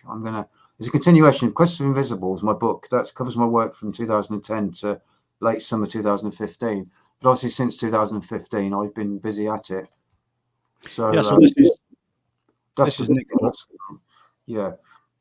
So I'll be reading that on my lunch break tomorrow. No, there you go. Thanks, Lorraine. Yeah, I think the book's better than the actual download. So I didn't realise it was coming out as an ebook. So I didn't really get a chance to to design it or do anything like that. It was basically just published. But I'm not so happy with some of the photos on it because the book I think looked great, but it's a different design for the ebook, and I wasn't ready. I didn't realise one was coming out, so I didn't have time to actually do anything with the photos, and they can look a bit different or a bit stranger, you know, as far as I'm concerned. I mean, perhaps it's just the medium you're reading it on, but yeah, I'm working on another book, I think, because I've discovered a lot more stuff, and I think I will continue.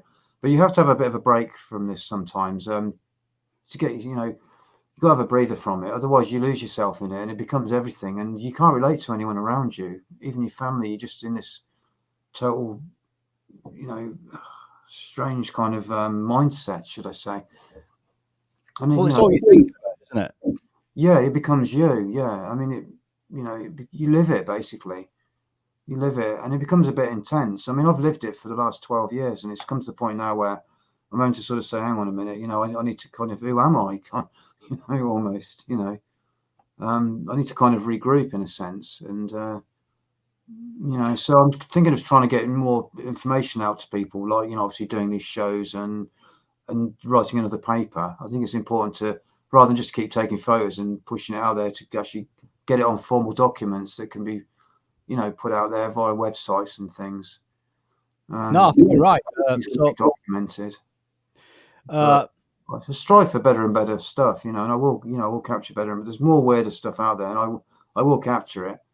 But I'm just finding this cold. It's been very cold for a long time, very cold and dark out there for a while, and I'm getting a few problems with my back, and I just can't put the hours in. I used to stand there for 7 hours a day, you know, filming and doing stuff. You know, I'm lucky if I can stand there for 20 minutes sometimes now.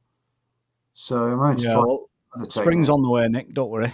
Yeah, it's very nice actually. Yeah, that's just what I want. I should get back out looking into the ultraviolet, because I caught a lot of stuff like that, and I've got another camcorder now, so I've got multiple camcorders now. I've got 3 camcorders I can use and multiple cameras. So yeah, I'm excited. It's just striving to capture better and better footage, really. Yeah, I've got a couple of questions, Nick, just before we sign off. Yeah. This, you know, we were talking earlier about the chi energy and orgone energy. Do you think each individual holds different amounts of this chi? Do you think at any one time? Do you think? I think it's humans. Yeah, I think it's regulated. I think, you know, you got. I mean, chi's everywhere. Life energy's. Yeah, I think it's everywhere. I mean, it's everywhere. You're giving it out. I mean, as I said, you can see it coming out from your fingers. It's just coming. I mean, I do healing. I got into pranic healing quite a few years ago. I work with animals because I live in a nature reserve, and basically I've found birds on the floor that are injured, and I've used as healing to nurse them back. I use it on animals, and I have worked with disabled people in the past. But obviously, since I've been a bit of a recluse, it's mainly with animals. But it really works. Now, I've worked on a few of my friends, but you know, everyone's got that energy within them that you can heal with, and it's the same thing: prana, chi, whatever you want to call it. It's life energy, and it runs through every creature. It runs through everything, and we've got it. But I suppose these are times, I suppose, where you may be a bit low on it, you know, and I think that's where you sometimes get illness. Illness can manifest on the physical body, I think, due to, it's like acupuncture. See, acupuncture is very much, Leon, my friend Leon, who's an orgonomist, he's actually an acupuncturist. Now, the acupuncture needles sticking into your skin are the same as a Cloudbuster. They're drawing in chi energy through the hollow tubes, and they're grounded not in water, but in the moisture of your skin. And that basically redirects energy around the body, around the points on the body. So, yes, you get blockages, I think, of the energy flow through your body. And that's what acupuncture does. It removes these blockages and helps you to get flow better. But I think when you haven't got a good flow, that's when you can get a physical manifestation of disease or something on your body. So yes, it's, yeah. Yeah, I was going to say, so you think things possibly, I mean, just talking, I'm just in my head, I'm just thinking about alien abduction, let's say, or poltergeist activity. Do you think that this is potentially a result of trauma, life trauma, lowering the chi energy in an individual, thus becoming sort of almost like a gateway to the individual, if you know what I mean? Could well be, yeah. I mean, trauma's pretty bad, isn't it? I mean, just the trauma of losing my cat, Roy. I don't mind admitting to your viewers, I mean, I cried my eyes out for days and weeks after I lost Roy. I had to make the decision to get him put down. He was really ill with liver cancer, and I had to get him put down, and it killed me. I went out to his gravesite every night and sat there for hours on end with camcorders running, an infrared camera, asking for a sign. He was there. I took nearly 3,000 or 4,000 photographs, and had like 2 come out with something really good on, and perhaps a couple of odd ones.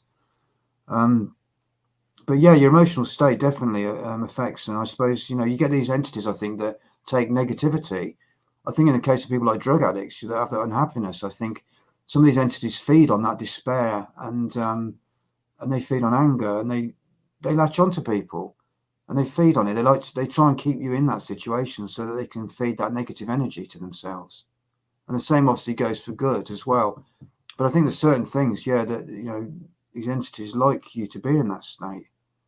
Yeah, so it's essential that you keep that life force positive, I suppose. Positive, yeah, and full of light, really, because light is the thing. Because these things that wish you harm, they're mostly negative, I should imagine. I don't really think see you're right. right or wrong, really, because what's right for one is wrong for the other one. But there's definitely like a yin and yang, a good, light and dark. I think you've got to keep on the light side of things, otherwise you can be sucked in, and some of these entities can drive you mad. They can make things disappear. They can make you seem like you're going insane, and I think some of them hang around and feed off that helplessness, and so you've got to be very, very careful. I mean, somebody said to me the other day, what advice would you give for somebody thinking of looking into the invisible world? And I said to them, don't do it. unless you're absolutely prepared for some of the things you might find, because once you open up those doors, it's not always easy to close them. And that's true. And not everyone could probably cope with it. I mean, I find it hard at times, but you have to build up this kind of shield, really, to try and switch off from it all, so it doesn't become the all everything. I've had to learn all this because I wasn't prepared for it. I was a UFO photographer that wanted to photograph UFOs and stuff like Trevor James Constable, but I didn't realize that I'd be filming things that were actually entities and that were kind of latching onto me in a way. And I was, and then losing Roy, I started getting all these actual sort of spooky entities coming, and I just wasn't ready for that. So you got to prepare yourself. You need to do a bit of background. I mean, especially if you're mucking around with organ energy. I mean, I'll say to anyone who's interested in any of this subject, get into Trevor James Constable, The Cosmic Pulse of Life. That is the book. It's the Bible. It explains everything. And it'll give you a solid grounding and give you a few names that you can then go off and look into. Like, for instance, Dr. Wilhelm Reich and his discovery of organ energy, and how he applied it, in certain things, and i.e. weather manipulation and even healing and things like that.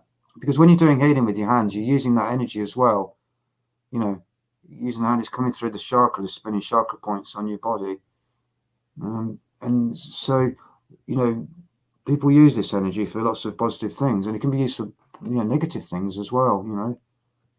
No, I think you're absolutely right, Nick. It's been a fascinating show, and hopefully, I'm hoping we'll get to meet. And if I know you talked about a documentary that you've been working on, if I can help you in any way, I will do. I wanted to do a thing called Sky Creatures Living UFOs, which was the name given to a pocketbook version of They Live in the Sky. But I thought it's an excellent name, Sky Creatures Living UFOs. But I just thought it'd be nice to do like a documentary film about the subject of living UFOs. Talking about Trevor's work, talking about the GRC, talking about mine. And I was trying to do it myself, but it's just very hard. But if you want to get involved in some kind of a project and do this, I mean,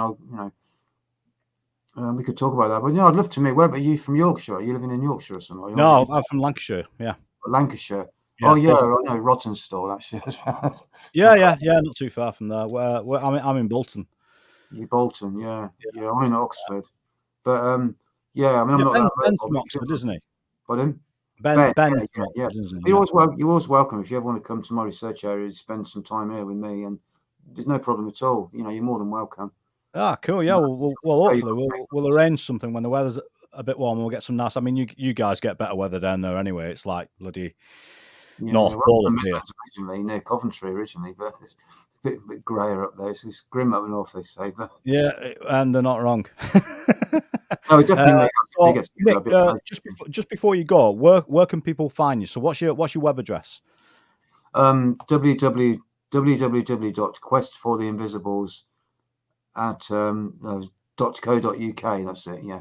Yep. So it's questfortheinvisibles.co.uk. If you just Google Quest for the Invisibles, you'll see everything come up. My book and the papers I've written and various. Same with YouTube, you know. But all the talks I've done and the various papers and things, you can find those links to them on my news page on my Quest for the Invisibles website. Brilliant. So just Google Nick Hayes Quest for the Invisibles and everything will come up. And if you're really interested in it, you know, that's great. You know, the information's out there. I've done as much as I can to put it over to people so they understand, you know. Well, Nick, thanks again, mate, for tonight, because I know it was kind of short notice, so thanks for accommodating me. Okay. And I hope everybody, thanks you guys for watching tonight, and I hope, you know, you guys that are not watching this live, I hope you enjoy this and try and support Nick, and, you know, go out there. I always say this, buy his book. I think you'll be fascinated by it. And hopefully we can support Nick going forward and get him back out there as soon as it warms up. And I'd like to say thank you for the last few episodes to my wife as well, because I've gotten in a bit of trouble for not thanking her. So thanks, Lorraine, for moderating tonight and in the past and in the future. Definitely now in the future. So thank you. Thanks very much, guys. And I hope to see you very soon with the next show. And I'll be posting that up on the YouTube channel, on the Facebook very soon. So thanks a lot, everybody. And I'll see you next time. Yeah, good night. Thanks.